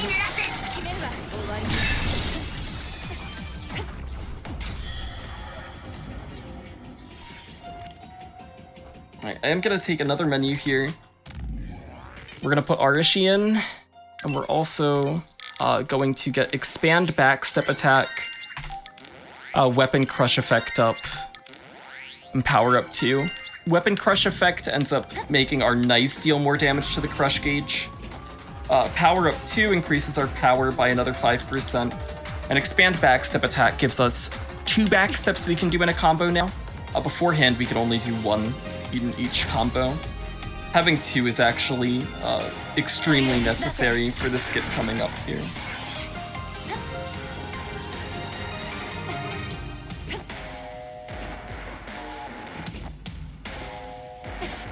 We're gonna come out of Kagero here. These enemies won't notice me. And we have to open these gates, and I'm gonna put my back to the wall here. Double jump, double back step. We might be a little low there. Oh, barely. Almost made it work. Oh, Ooh, that's painful. I'm gonna drink here. I didn't have my back in the corner. There we go. So by doing backstep against this invisible wall here, the collision of it actually pushes you upwards, which allows us to gain as much height as we need in order to grab that switch. That skips 2 fights, one that would be in that room, and then one that's up top. しょうがねえな。見つからないように行くか。それもいいが、目にも留まらぬ速さで Alright, big boss time. So this is Disbin Fisher. We're gonna do a lot of aerial throws on him with Kagero up. This Kagero is really good.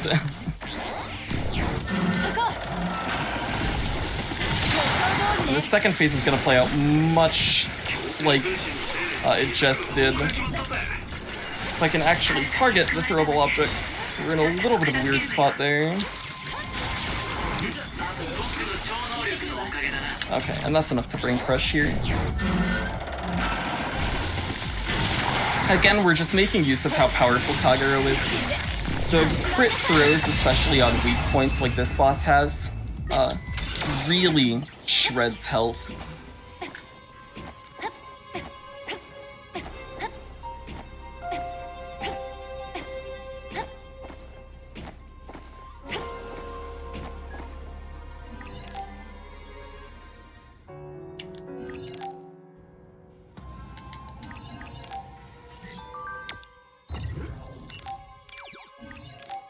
We're leaving our Habaki now, and this also is where we get access to our full party, which is pretty awesome. So up until this point, we've basically had our party split between the 2 playable characters. Half are with Kasane, the good half, the better half, and the other half are with Yuito. But now we all come together. We're one big happy family. Yuito's on the couch! Yes! Yes, Yuito, I love you. Wonderful. fickle. I love Yuito when he does what I want him to do. So we're bonding with Yuito here. This is going to take us up to our bond level 3, which is getting Yuito his combo vision. And again, we don't really use combo visions in combat at all, but for skips, they are very, very valuable.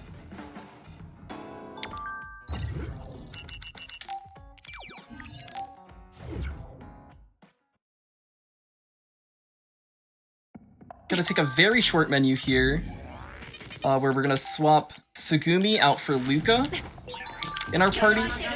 The reason for this is the 2 party members that you have active in the field end up having a slightly longer SAS gauge, and they also refill slightly quicker.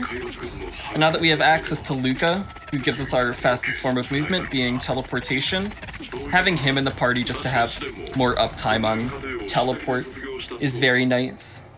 And then Hanabi here is actually automatically going to get swapped out for Yuito as soon as we enter Babe, which is the next area that we're going to.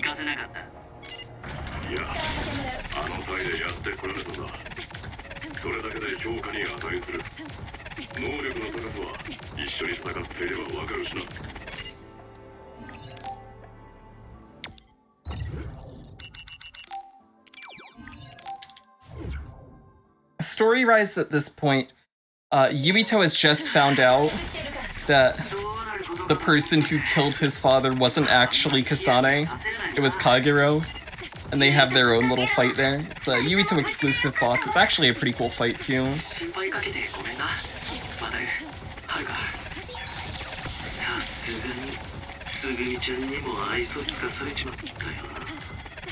We're gonna grab onto this here and surf to the end, which is nice. Also, Yuito finds out his brother's sort of behind everything, and he can reveal his brother's wrongdoings to the world, but he has to get access to the babe computer. Or was that the Arabaki computer? Oh my god, it's been so long. I actually but don't they need know. to go to the babe.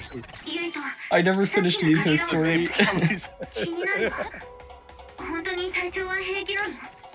I played Yuito's story casually up through phase 8, and then I was like, yeah, I know, I pretty much know the rest of it, and then just started speedrunning it, and I skipped all the cutscenes afterwards. Oh yeah, you missed Nagi's. I did. The big Nagi battle in phase 9. That was crushy.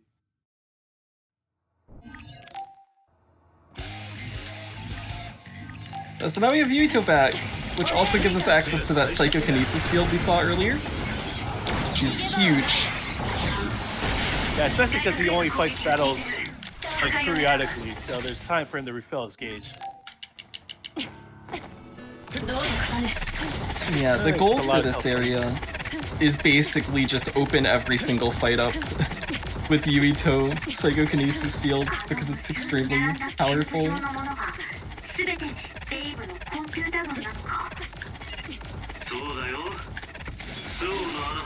A lot of Yuito usage. Every once in a while he will do a teleport attack rather than a straight teleport because you can get longer range with that, even though it's slightly slower.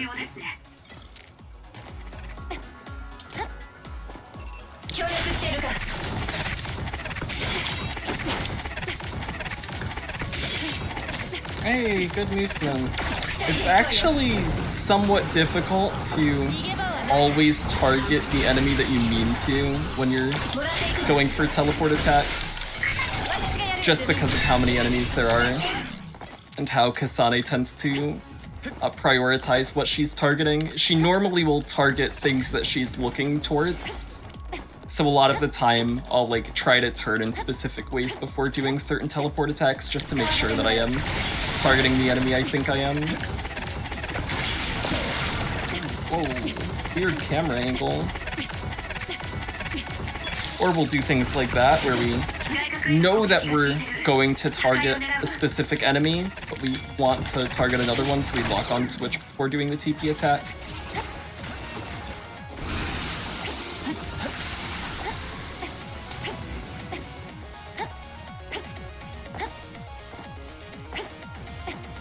Yeah, if there's one downside of the speedrun, it's the amount of movement we have to do throughout the run. It's a lot of moving and teleporting. Yeah. A lot of it is like thoughtless movement as well, which is the downside. The skips at least are like extremely involved, but all this like moving from place to place is pretty much you just go in a straight line and sprint and double jump.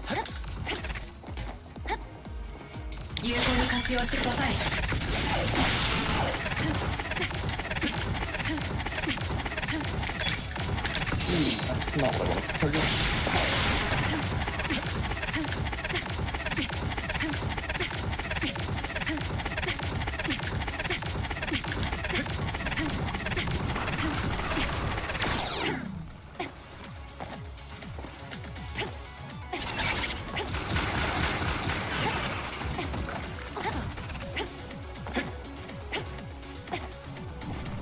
So we have a set of 3 fights coming up here in a little bit. I'm gonna start using Luca again now that he's refilled enough for my liking.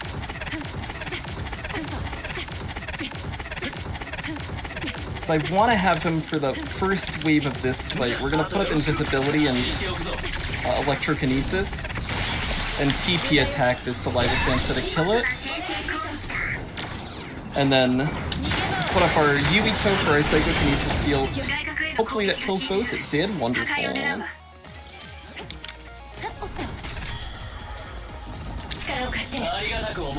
We're gonna approach this fight in a very similar way, where we kill this Augur Sabbath at the start first,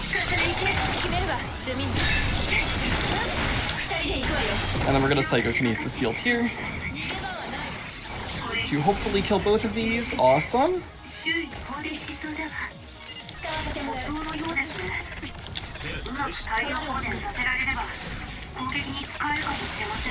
And then we have Saliva Santas to deal with once again. Fortunately, that one wanted to live a little longer. I'm gonna back off. So that, oh, it opens up again. Oh, that Grimion. Yawns are annoying. They keep going underground. Yeah, I'm gonna... Ooh, what do we do here, actually? I'm not entirely sure. We're in a bit of a rough spot. That works. With the timing on how things went there, our Kagura was down for quite a bit, which makes that fight slightly slower. I'm actually gonna just miss Luca here and let him charge up a little more, because he's lower than I'd like. There are these walls here that we teleport through. I need to make sure I have enough Luca to actually get through all of them.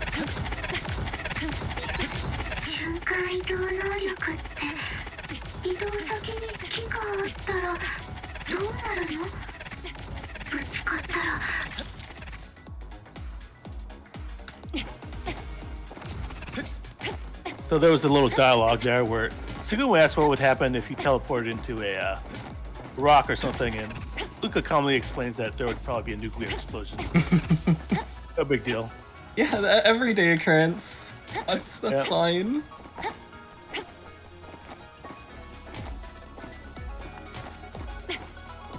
We're gonna put Luca up here. And keep on moving.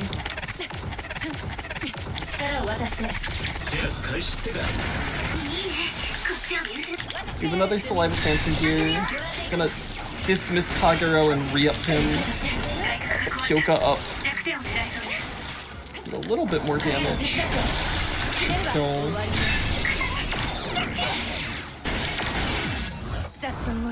Puts us into Brain Drive. Which is nice for movement for the rest of this, just because that gives us slightly faster movement speed. And we're running again. Now, one thing you don't want Brain Drive for is the skips, because it increases your attack speed. And a lot of what you're doing in those skips is delaying, so your SCS will recharge.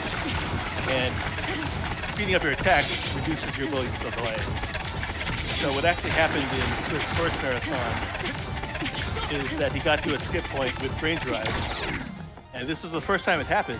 Yep. And he just could not do the skip because of the increased attack speed.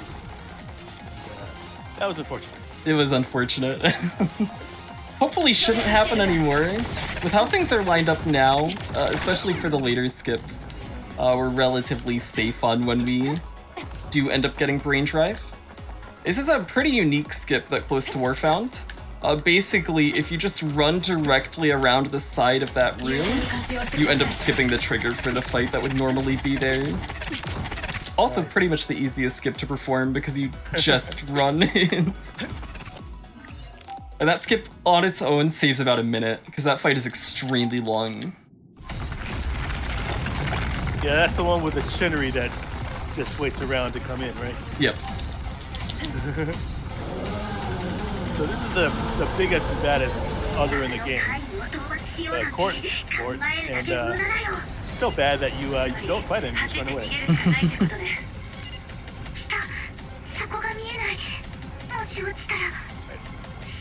So this looks really easy. I have trouble with this for some reason. It's a little tricky for me. It's going to look really easy when Swift does it. Yeah, so it's basically, there's an auto-scroller here. And Courtmord's gonna send in these waves of enemies that are gonna chase after us. And I'm not double jumping here. This isn't actually based on our movement. If it was, we would be using something like Luca here to teleport. But it's all entirely just timed. And if we double jump, there's actually a little slowdown that happens when we jump. Same with Luca, every time that you teleport, you get a little bit of a delay. That slows down these animations from playing out. So by just running in a straight line here ends up being the fastest thing we can do. Oh, someone in chat saying Arashi is best girl. Ooh. I can go with that.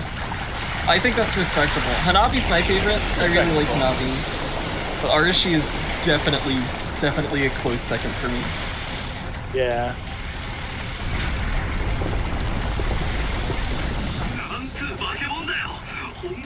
Arashi is like almost as old as Gemma. Arashi is like a little girl, and Gemma is 1 foot in the grave. So it goes to show you that slacking off and not working hard pays off in the end. It does. Because if you work hard, you become like Gemma and you're really old. If you slack off, you stay young, and you RC. And you'll be awesome.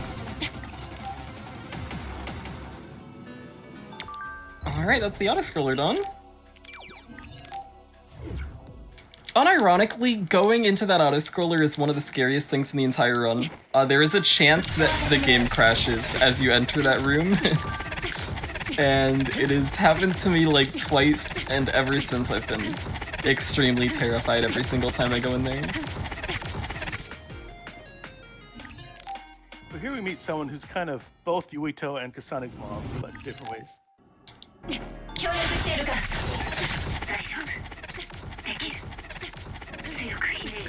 Or it's not yet. I forget when it is.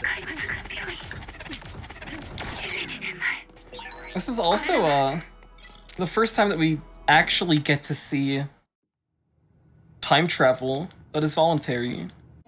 Where we are going to the old hospital where Yuito was when he was a kid. And we get to meet our mom.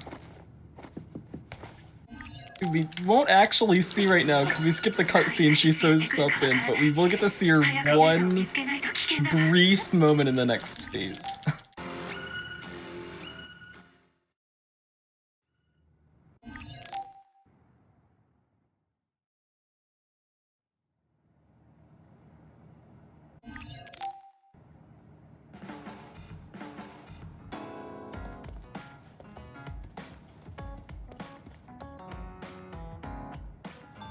So story-wise, we finally figured out our plan. It's to untangle the strings that are all messed up when we time travel together with Yuito. So yeah, that's it. No need to kill anyone. You just undo the mess that you made, and the black hole will disappear, and everyone will be happy. Yeah, everybody gets to be happy. It's good.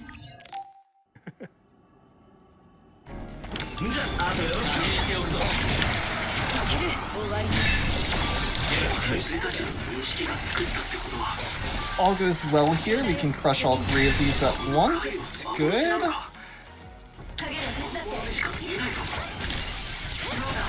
gonna split this one into sets of 2. Or I would if this Remy had actually died. Oh my goodness. Targeting here has been a little weird, but that works.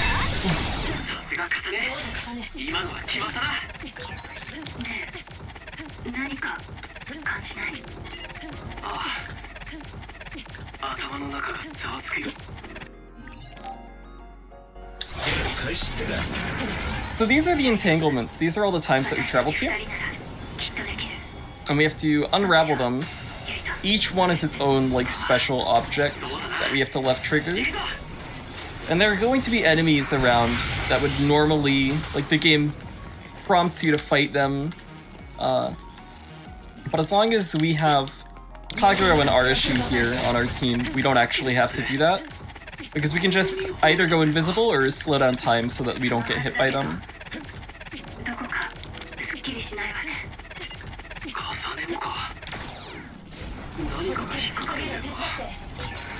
また出てきたぞ。あれって50年後の未来消えたはずだ。あとは任せてよ。この怪異はユイトを襲った。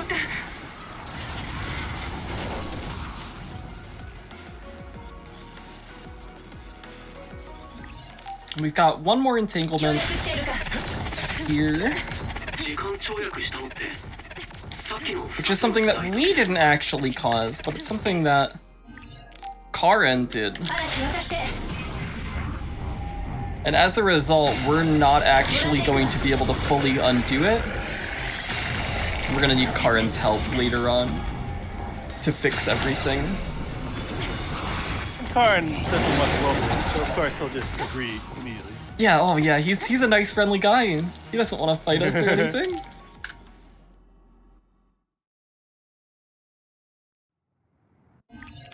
Okay, so we're taking care of all our entanglements. Here we have a meeting with everyone, and again we have to talk to everybody. So that costs about 15 seconds. Yeah. Unless, of course, you just run away. Mm-hmm. So this is something that Phantom Fantasy actually realized. You can just run away, and it stops you from needing to talk to everybody and get story information, which is what we were doing beforehand. Yeah. Because we all just figured, oh, you have to talk to everybody. That's how it works. All right, big shop here. We're gonna buy 4 drinks. We're gonna buy a new weapon. We're gonna buy Power Enhanced Mark 6, and we're gonna buy these 2 SAS recovery support plugins. We're gonna add Arashi to our party. We're gonna swap Yuito and Shiden's SAS so that they're on the same page. And I am going to get consecutive aerial dash here.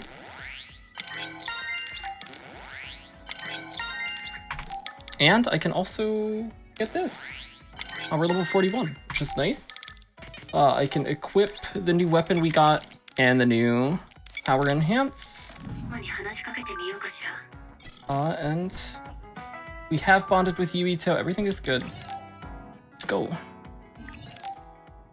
Did you used to pick up that one above, to the left of aerial dash?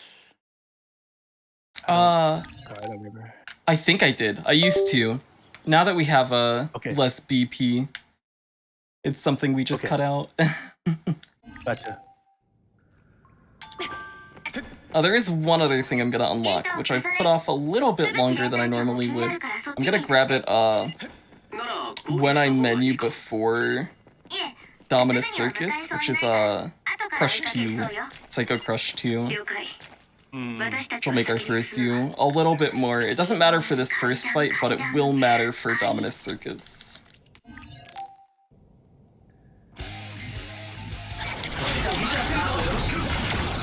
Okay, so you've seen a skip in 4, 5, 6, 7, 8. You've seen 2 skips in 9 and a skip in 10. Baseball has 9 skips, so this is going to be a skip loser. We're just going to bypass. This is the longest chapter by far, but we will skip a lot of it.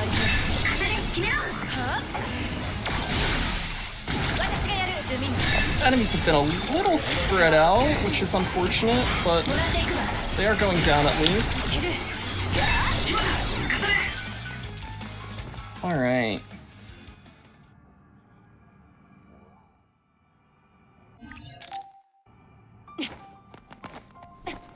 So here's the first skip.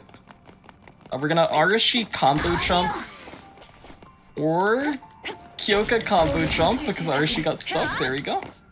To get on top of this wall. And now we're just gonna wait a little bit for Yuito to refill. Because I'm gonna need to use him twice here. Oh, Arashi almost pushed me off the edge. Arashi, what are you doing? Okay, now we can go.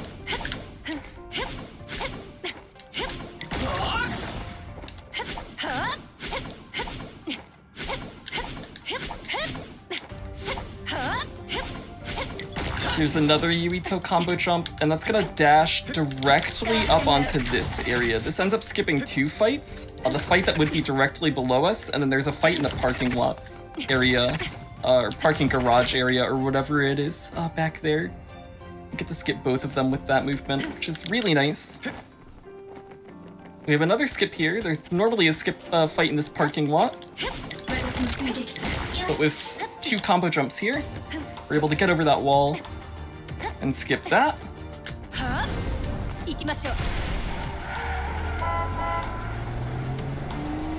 This bus is gonna get us the last of the XP that I do need. It's nice. It's also just good movement. We have a tanker we're gonna blow up here, and that should kill everything in this area.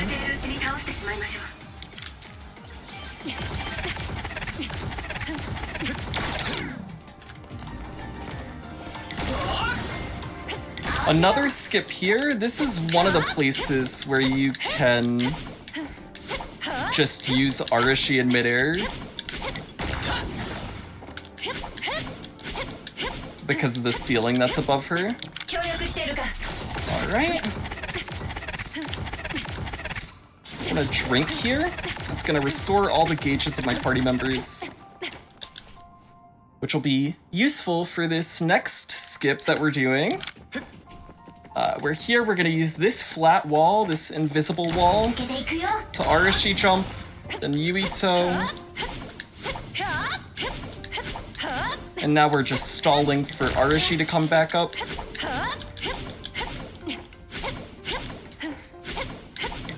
Yuito here. We get out of that area, that skips another fight. We picked up a plugin there, that's a double-edged sword. The way that plugin works is it increases all of the damage that we do by 20%, but it also makes us take 20% more damage. If you don't mind, really on easy. Yep. Close Door actually don't use that even on hard, so It's he's a very skilled runner. intense. Yeah, 20% on both throws and knives. That's very good.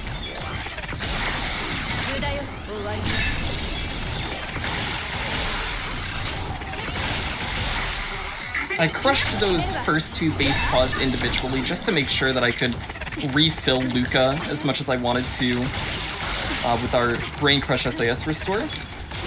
So I do want to have Luca movement throughout all of this area. We're putting Kagero up here so that these enemies don't see us. We're gonna back ourselves into the corner here and do a Yuito jump, an Arashi jump, and a Kyoka jump. And then we get Yuito back up to skip a fight that would normally be in this area. Now we're gonna take our next menu to put on that double-edged sword we just got, and I'm also getting Crush Effect too. And this is a big boss, Dominus Circus. It has 4 phases, and each has their own little thing. This one was resolving. Like for this one, you want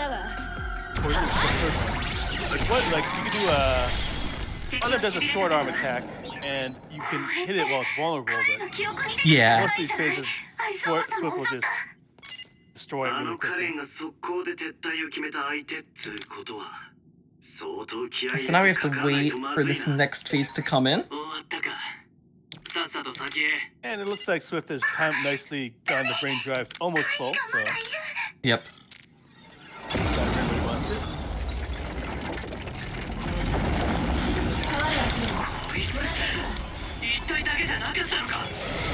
So we're gonna do one big hit here. That's gonna force Dominus Circus to open its weak point. And now we need to throw something at its head. Which that barely didn't break, unfortunately. I should have put Kagero up.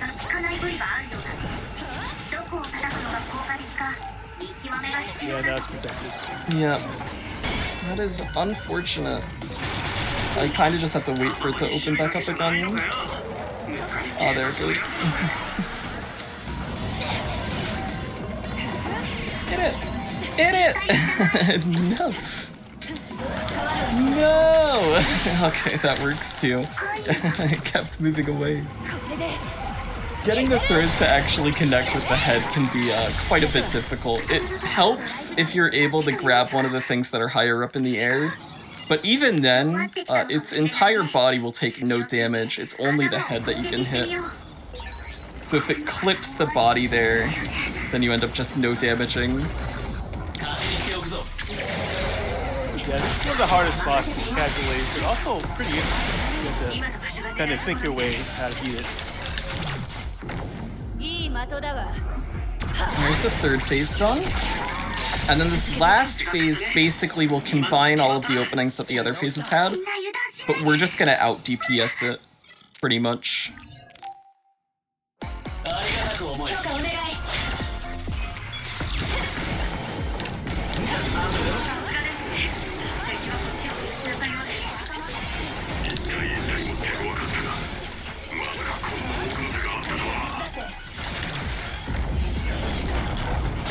And there it goes. Outside of the weird phase 2, it was pretty good. そこね You know, it's the last monster Swift will fight until the final boss. Not that there aren't a lot of monsters coming up, but Swift will skip all of them. We're gonna take a menu here.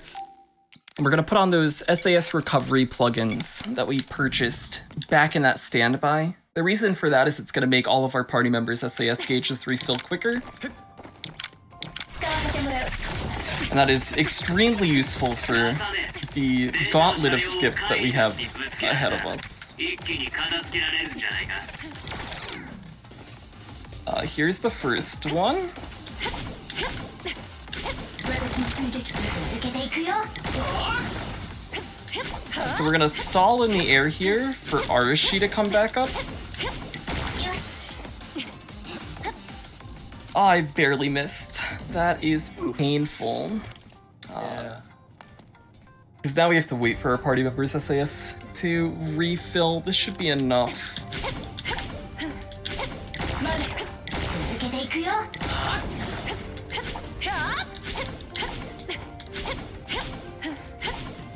攻撃を集中させる There we go. Now we get on top of this building here. Oh, if I can jump. There we go. Turn around in midair.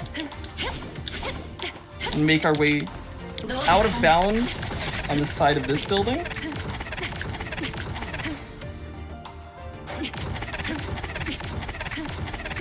And this is basically going to skip this entire floor, which is a bunch of fights, a lot of which are extremely time-consuming. This skip saves about 2 minutes compared Yeah, to it's really doing fights well. And there's an upcoming skip which we just found out about today, Yep, and Swift practiced it an hour before stream, so it'll go perfectly. it'll definitely go perfectly, I believe. Yeah.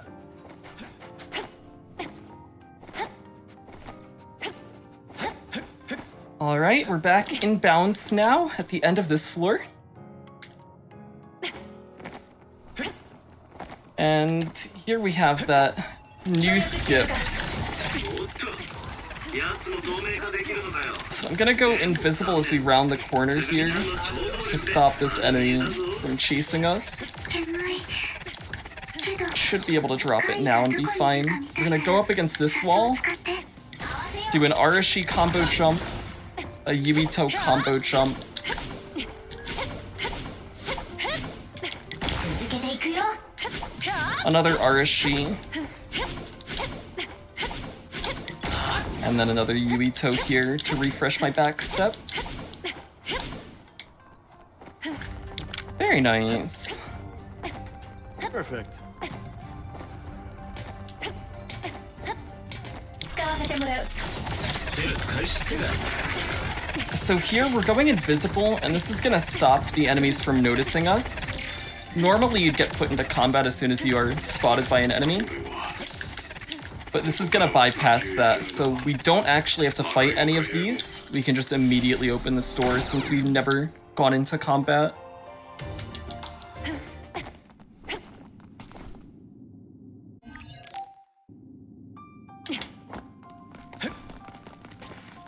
Alright.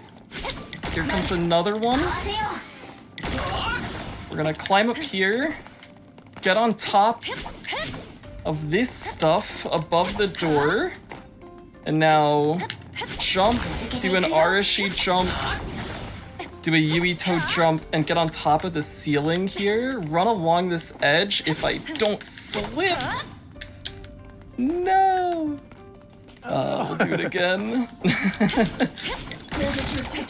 That is painful. The movement here is actually a little scary, going up along this edge here. If you go too far out this side, then you fall out of bounds and just fall until it respawns you back in bounds. But if you don't go far enough, you fall back in bounds. Anyways. Do more Yuito here. We're gonna land on top of this rebel in the ceiling here. And then turn around.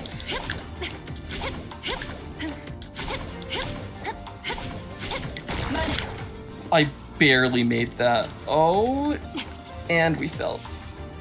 No, not like this. I got caught on one of the back steps in the wall, and we barely did make it, but then we slipped out. Oh well, we'll do it again.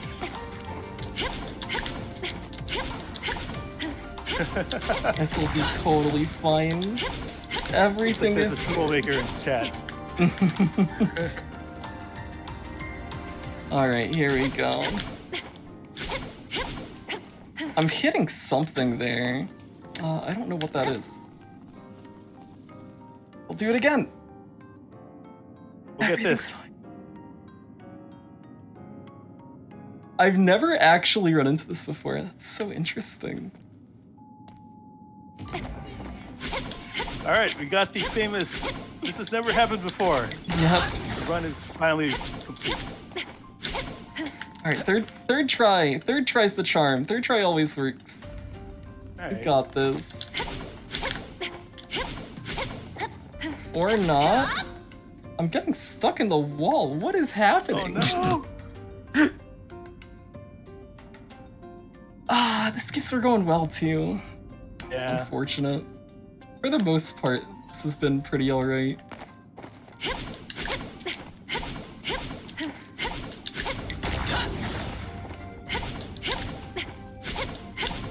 Alright, okay. This time for real for sure. Definitely. There we go. Wonderful! Fourth try. That's fine.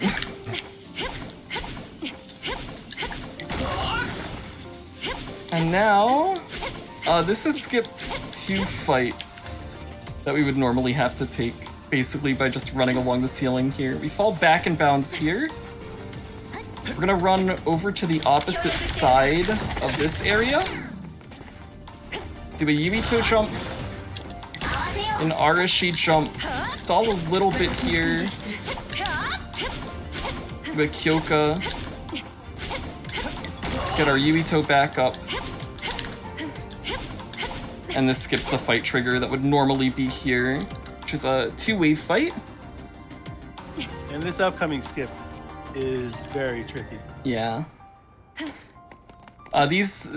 The skip coming up is probably the hardest one of the whole run. Not this one. This one is, this one has been bullying me. I don't know why. No! No! I'm in pain.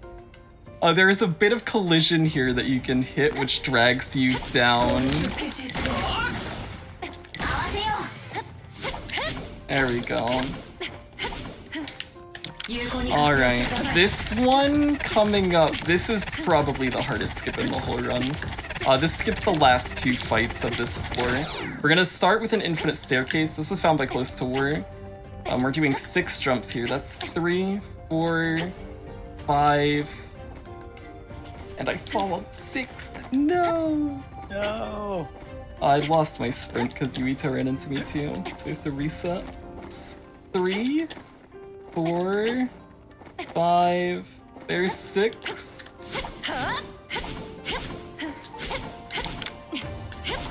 We're gonna backstep here. Turn.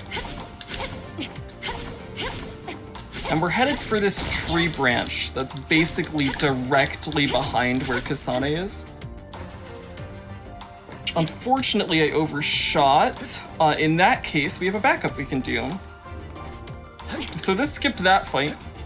Normally, we'd be able to get on the ceiling here, but instead, we're gonna do the old version of this. All right, extra skip. Yep. Extra skip for your bonus.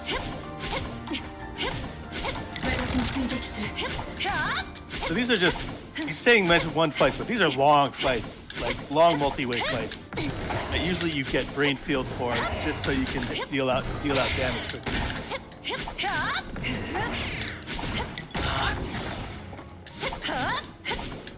Aw, that works. Wonderful. And we are headed to the final boss.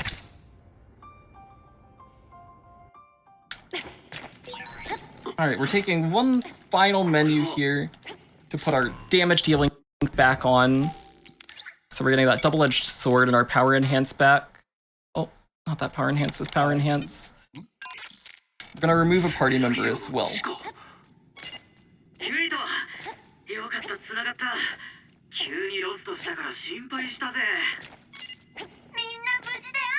Alright, we're almost to the very end. So this last fight comes in 3 phases. The first one is slightly scary. We'll see how it goes. He's been very nice to me in runs recently, so hopefully he'll keep that up. See? So we're gonna put Shiden up, Kyoka up. Oh my gosh. Oh, that is extremely nice.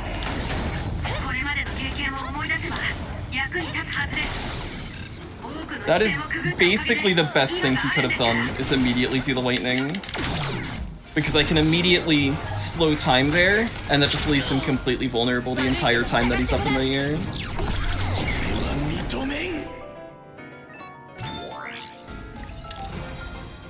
Now we get to see Brainfield again. We're gonna immediately go Brainfield. This music's so good. Alright, I love it.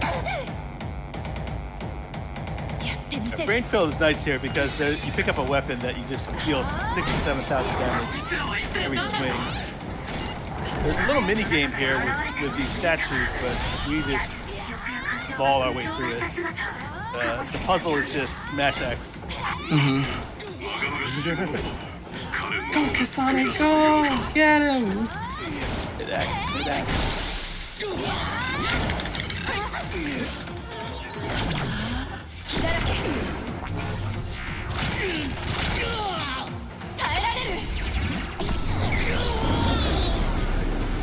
Alright, and that's phase 2 done. And now we get 2 timed sections here, where we basically just have to wait out dialogue. And after the 2 time sections are 2 RNG phases that we have to get through. Yep. Which are kind of annoying.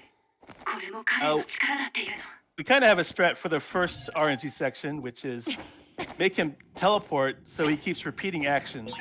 Because we're waiting for a certain action to happen. So the more we hit him, the faster he'll cycle through his actions and the faster we can make him do it. So that's the theory, at least. Second, we have no idea. We have a bunch of theories, and they all seem suspect. So it's pretty much just RNG, I think. Yep. Just get lucky. Yeah. Alright, so here's the first one. I'm gonna hit him and basically just chase him. And every time I hit him, he'll do this teleport. And then I want to drop the teleports specifically when Shiden gets to a certain point in this line. That should be good. There we go. And then he'll instantly teleport and do the action we need.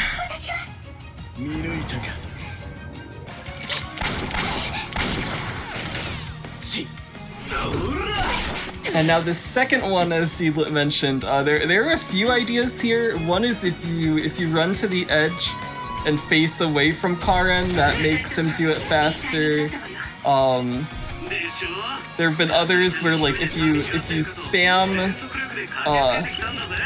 triggers, he does it faster. If you hit him, he'll do it faster, but we just need him once the dialogue runs out to teleport and do a certain attack that will spawn our party members in. Which he did. Wow. That was very nice. Okay, so this final section is both timed and damaged, so you have to deal a certain amount of damage, but if you do it too quickly, you have to wait out the dialogue runs. Time ends when Karen goes into this falling in. Yep. So we're getting very close to the end, and I'll call out exactly when we do hit it. Ow. So it's not going to be when we see Karen's HP reach 0, because we need these dialogue lines to still play out. We have to do one more hit to him after all of the dialogue finishes. Watch for Arashi saying something.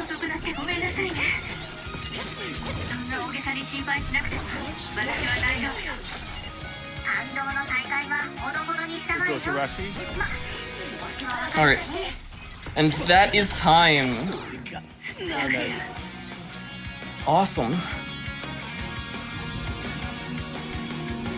Alright. So that's about a 216 roughly. So that is a very clean run. Yeah, not bad at all. Well below the estimate. Thank you everybody for coming by and watching. I appreciate it. I hope everybody enjoyed this run. If you're interested in Scarlet Nexus at all, there is a Scarlet Nexus speedrunning Discord, which is on, it's linked on the speedrun.com page for the game. As we mentioned earlier, I've been running this on an old patch of the game. This is patch 1.03, so that we were able to do all the skips that we do. But on the most recent patch of the game, it also did just add very easy difficulty, and there's also a very hard difficulty. So if you're interested in running those on new patch as well, feel free to stop by, learn some stuff, route some things.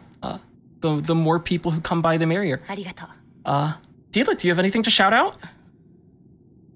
No, thanks for having us. Everyone give to World Central Kitchen and enjoy the marathon. Yeah, enjoy the rest of the marathon. Thank you so much.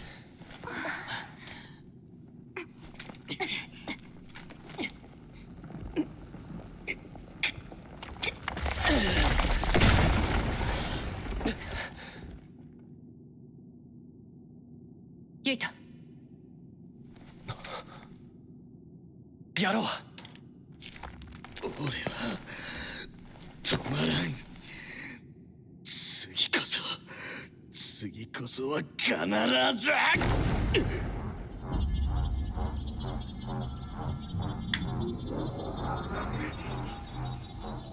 俺たちの力だけじゃない。これまでに結んできたたくさんのつながり。その全部の力で。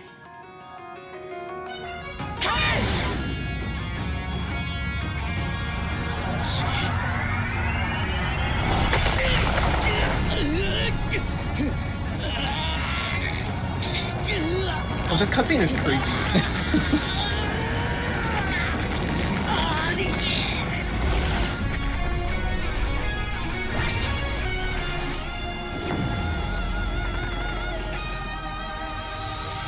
Initially, way back, we ended time on you talk to your party at the end. And so, like, the last thing in the game is talking to Yuito, or whatever your opposite playable character is. But, it made more sense to just end on the last meaningful input, where you deal damage to the last boss. 俺のただ一つの望みは否定されるのか。もう限界でしょ。諦めなさい。これ以上戦う意味はないだろう。まだだ。まだ俺は。彼。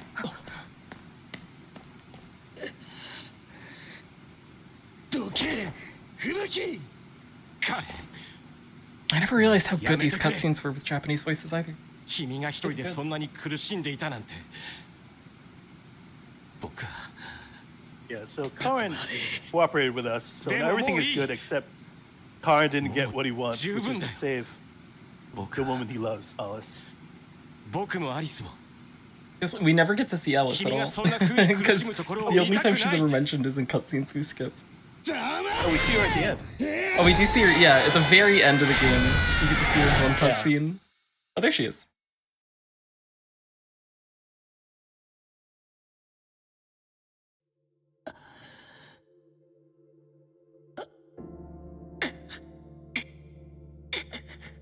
Karen, 僕たちはこの世界で生きていかなきゃいけないんだ。アリスのいない世界で。君の気持ちは分かってる。だけど。Oh, also, I guess another little self-plug. I'm SwiftShadow. I stream on Twitch. If you liked this run, feel free to come by and check it out. I'll be doing more of this. I want to push to a 202 or 203 loadless, which is another 3 or 4 minutes off my current PB. And I'm also going to be getting back into running Kingdom Hearts 3 in the near future. I do a lot of Kingdom Hearts stuff. So if that sounds interesting at all, feel free to come by, drop a follow, hang out, all that good stuff.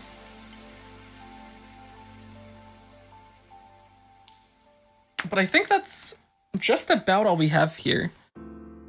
Pretty much.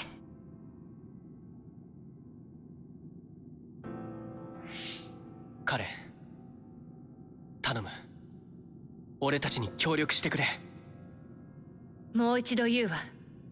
クロノスターミナルへ行って私たちと一緒にもつれをほどいてほしい。大切な人にもう会えない辛さは俺にもわかるよ。だから納得してくれなんて言うつもりはないけど、だけど俺はこの世界の未来を閉ざしたくない。絶対に譲るわけにはいかないんだ。過去を改変しても望む結果が得られなかったから、これまで何度も繰り返してきたんでしょう。もう終わりにしたらどう？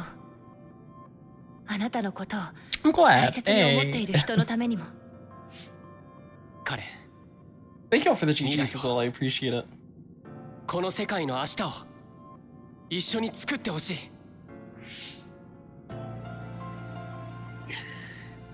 そうか、ここが果てというわけか。ならばそれも一つの選択か。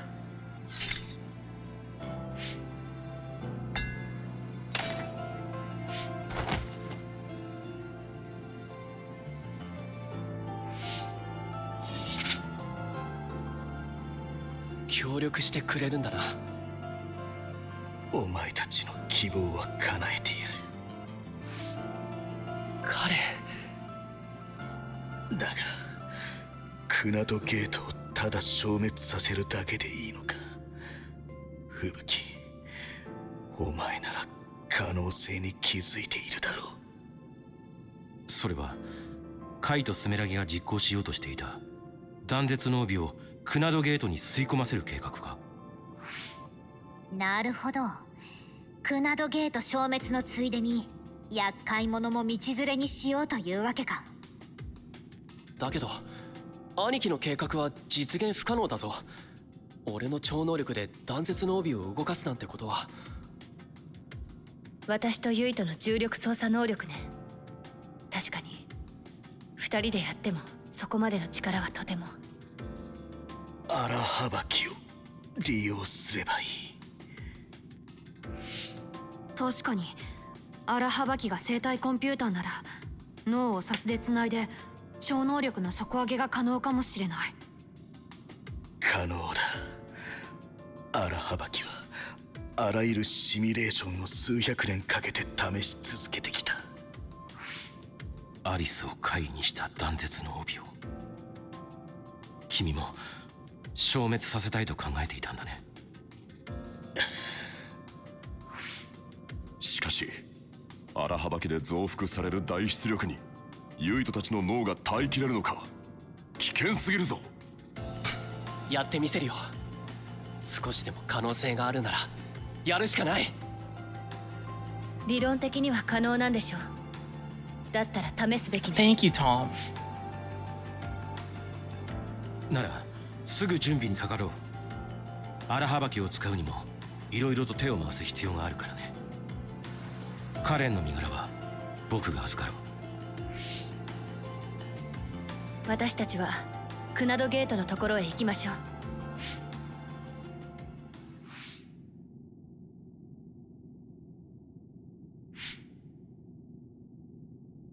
これって俺の先祖はカレンだったってことになるのか。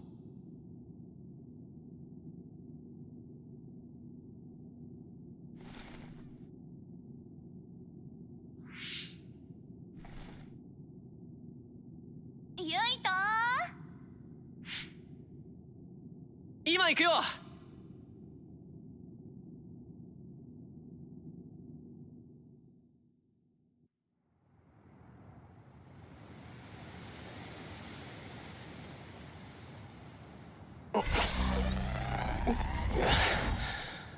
念のために言っておくわ。 The presentation of this game is actually really cool. It's definitely, you can tell that this game was somewhat on a budget with the way that it does present things rather than like being full-on cutscenes all the time. But it's presented really well. When it does these more like portrait-based, visual novel-esque sections mixed in with everything else. 頑張ろうね。カサネ、ユイト。僕たちもサスで2人をサポートします。必ず成功させましょう。みんなにも大きな負担がかかると思うけど、力を貸してくれ。俺は必ずうまくいくって信じてる。私たちならできるわ。これまでも何度も力を合わせてここまで来たんだから。荒幅機への接続準備整いました。それじゃあ始めるぞ。荒幅機、サス接続開始します。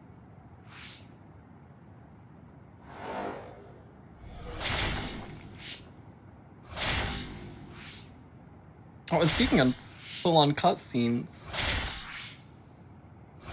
this is probably one of the best ones in the entire game. In terms of how well put together it is. Once it does get going. これが荒幅機の。く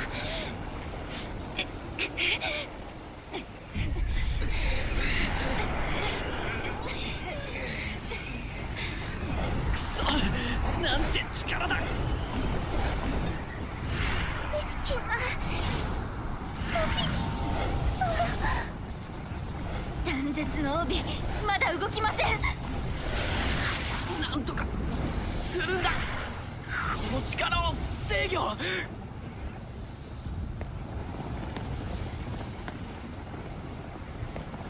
お前たちは断絶の帯に集 And 中 Karin しろ。 just being the Giga Chad. Look at him. Look at how cool he is. Oh my 2000年つながって goodness. いた俺なら可能だ。 Actually insane. わかった。頼む。信じるわよ、カレン。この世界を救いたいというのならば証明してみせろ。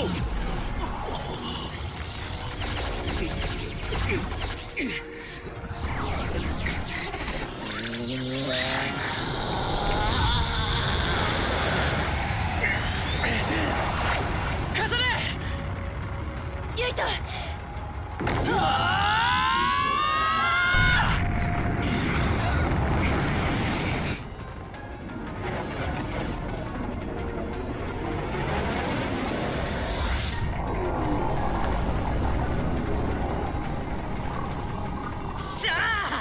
動いた。断絶の帯急速にクナドゲートに吸収されていきます。すごい。断絶の帯が止んどん消えてく。うまくいった。ありがとう彼。断絶の帯はもう大丈夫そうね。ならこのままクロノスターミナルへ行くわよ。ああ。レッドストリングスに集中して。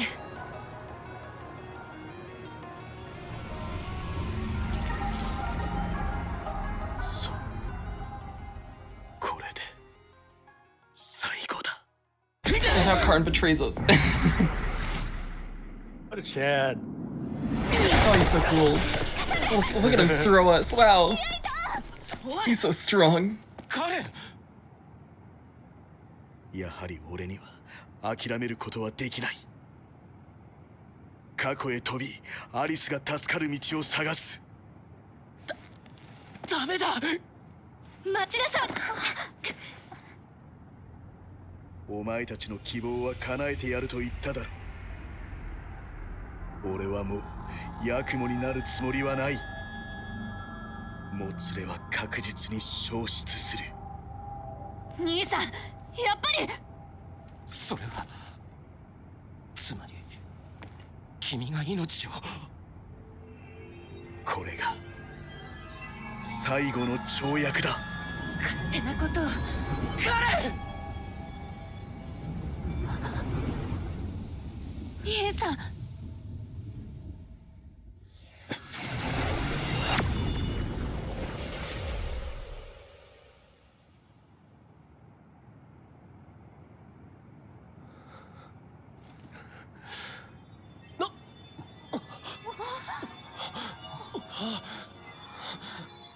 これはレッドストリングス。どうして。The Giga Chat is gone.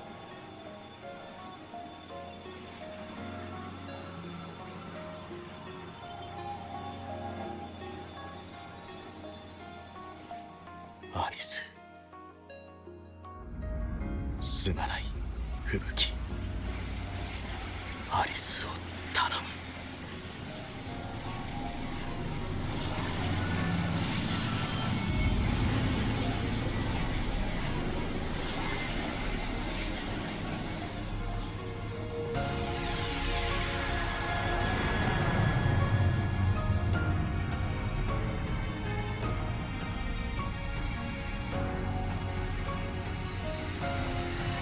Yeah, the way this game is presented as a whole, I'm running at a lower resolution as well, just to keep my frame rate high.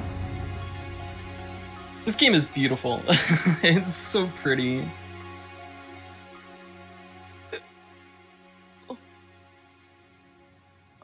何が起きたんだ。見て、クナドゲートが。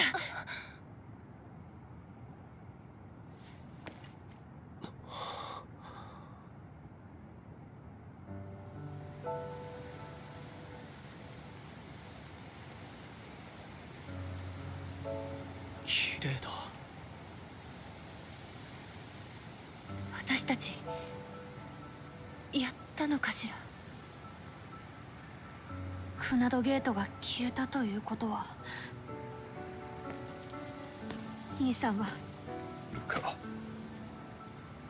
さっきの赤い糸の洪水はレッドストリングスだよな。ってことはカレンが過去へ飛んだことで世界に何か変化が起きた可能性が。クナドゲートが消えた以外にも。あ、ついぼーっと見とれちまったが、そういうことならすぐ調べる。やるぞはるか。遅いわよお兄ちゃん、もう始めてるわ。守れたんだよな。滅びの未来から救っただけじゃないわ。断絶の帯まで消滅させたのよ。私たちとカレンが。新しい未来を作ったんだな。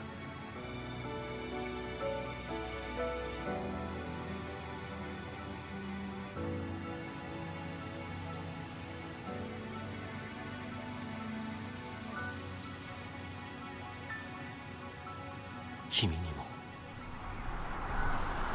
見せたかったよ。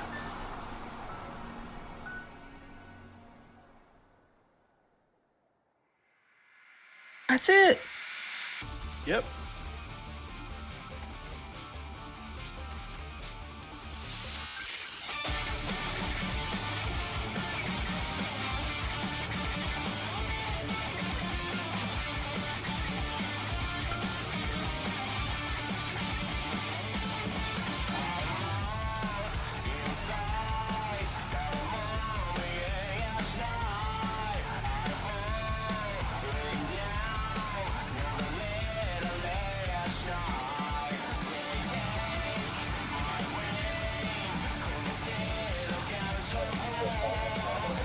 Segments while you guys are rocking out to this music.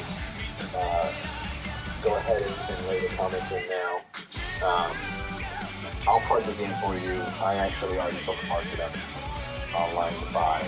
So all you have to do is plug where you want people to watch you, and any last final comments you want to give. Yeah. Yeah, once again, if you're interested in Scarlet Nexus speedrunning at all, as well as we mentioned, there is another playable character, Yuito, who plays quite a bit different from Kasane. There's an entire other run that you can look at. Feel free to join the Scarlet Nexus speedrunning Discord, which is linked on the speedrun.com page for the game. And again, I've been SwiftShadow. You can watch me on Twitch at SwiftShadow. I speedrun this along with other things. And you can also follow me on Twitter at SwiftShadowSR.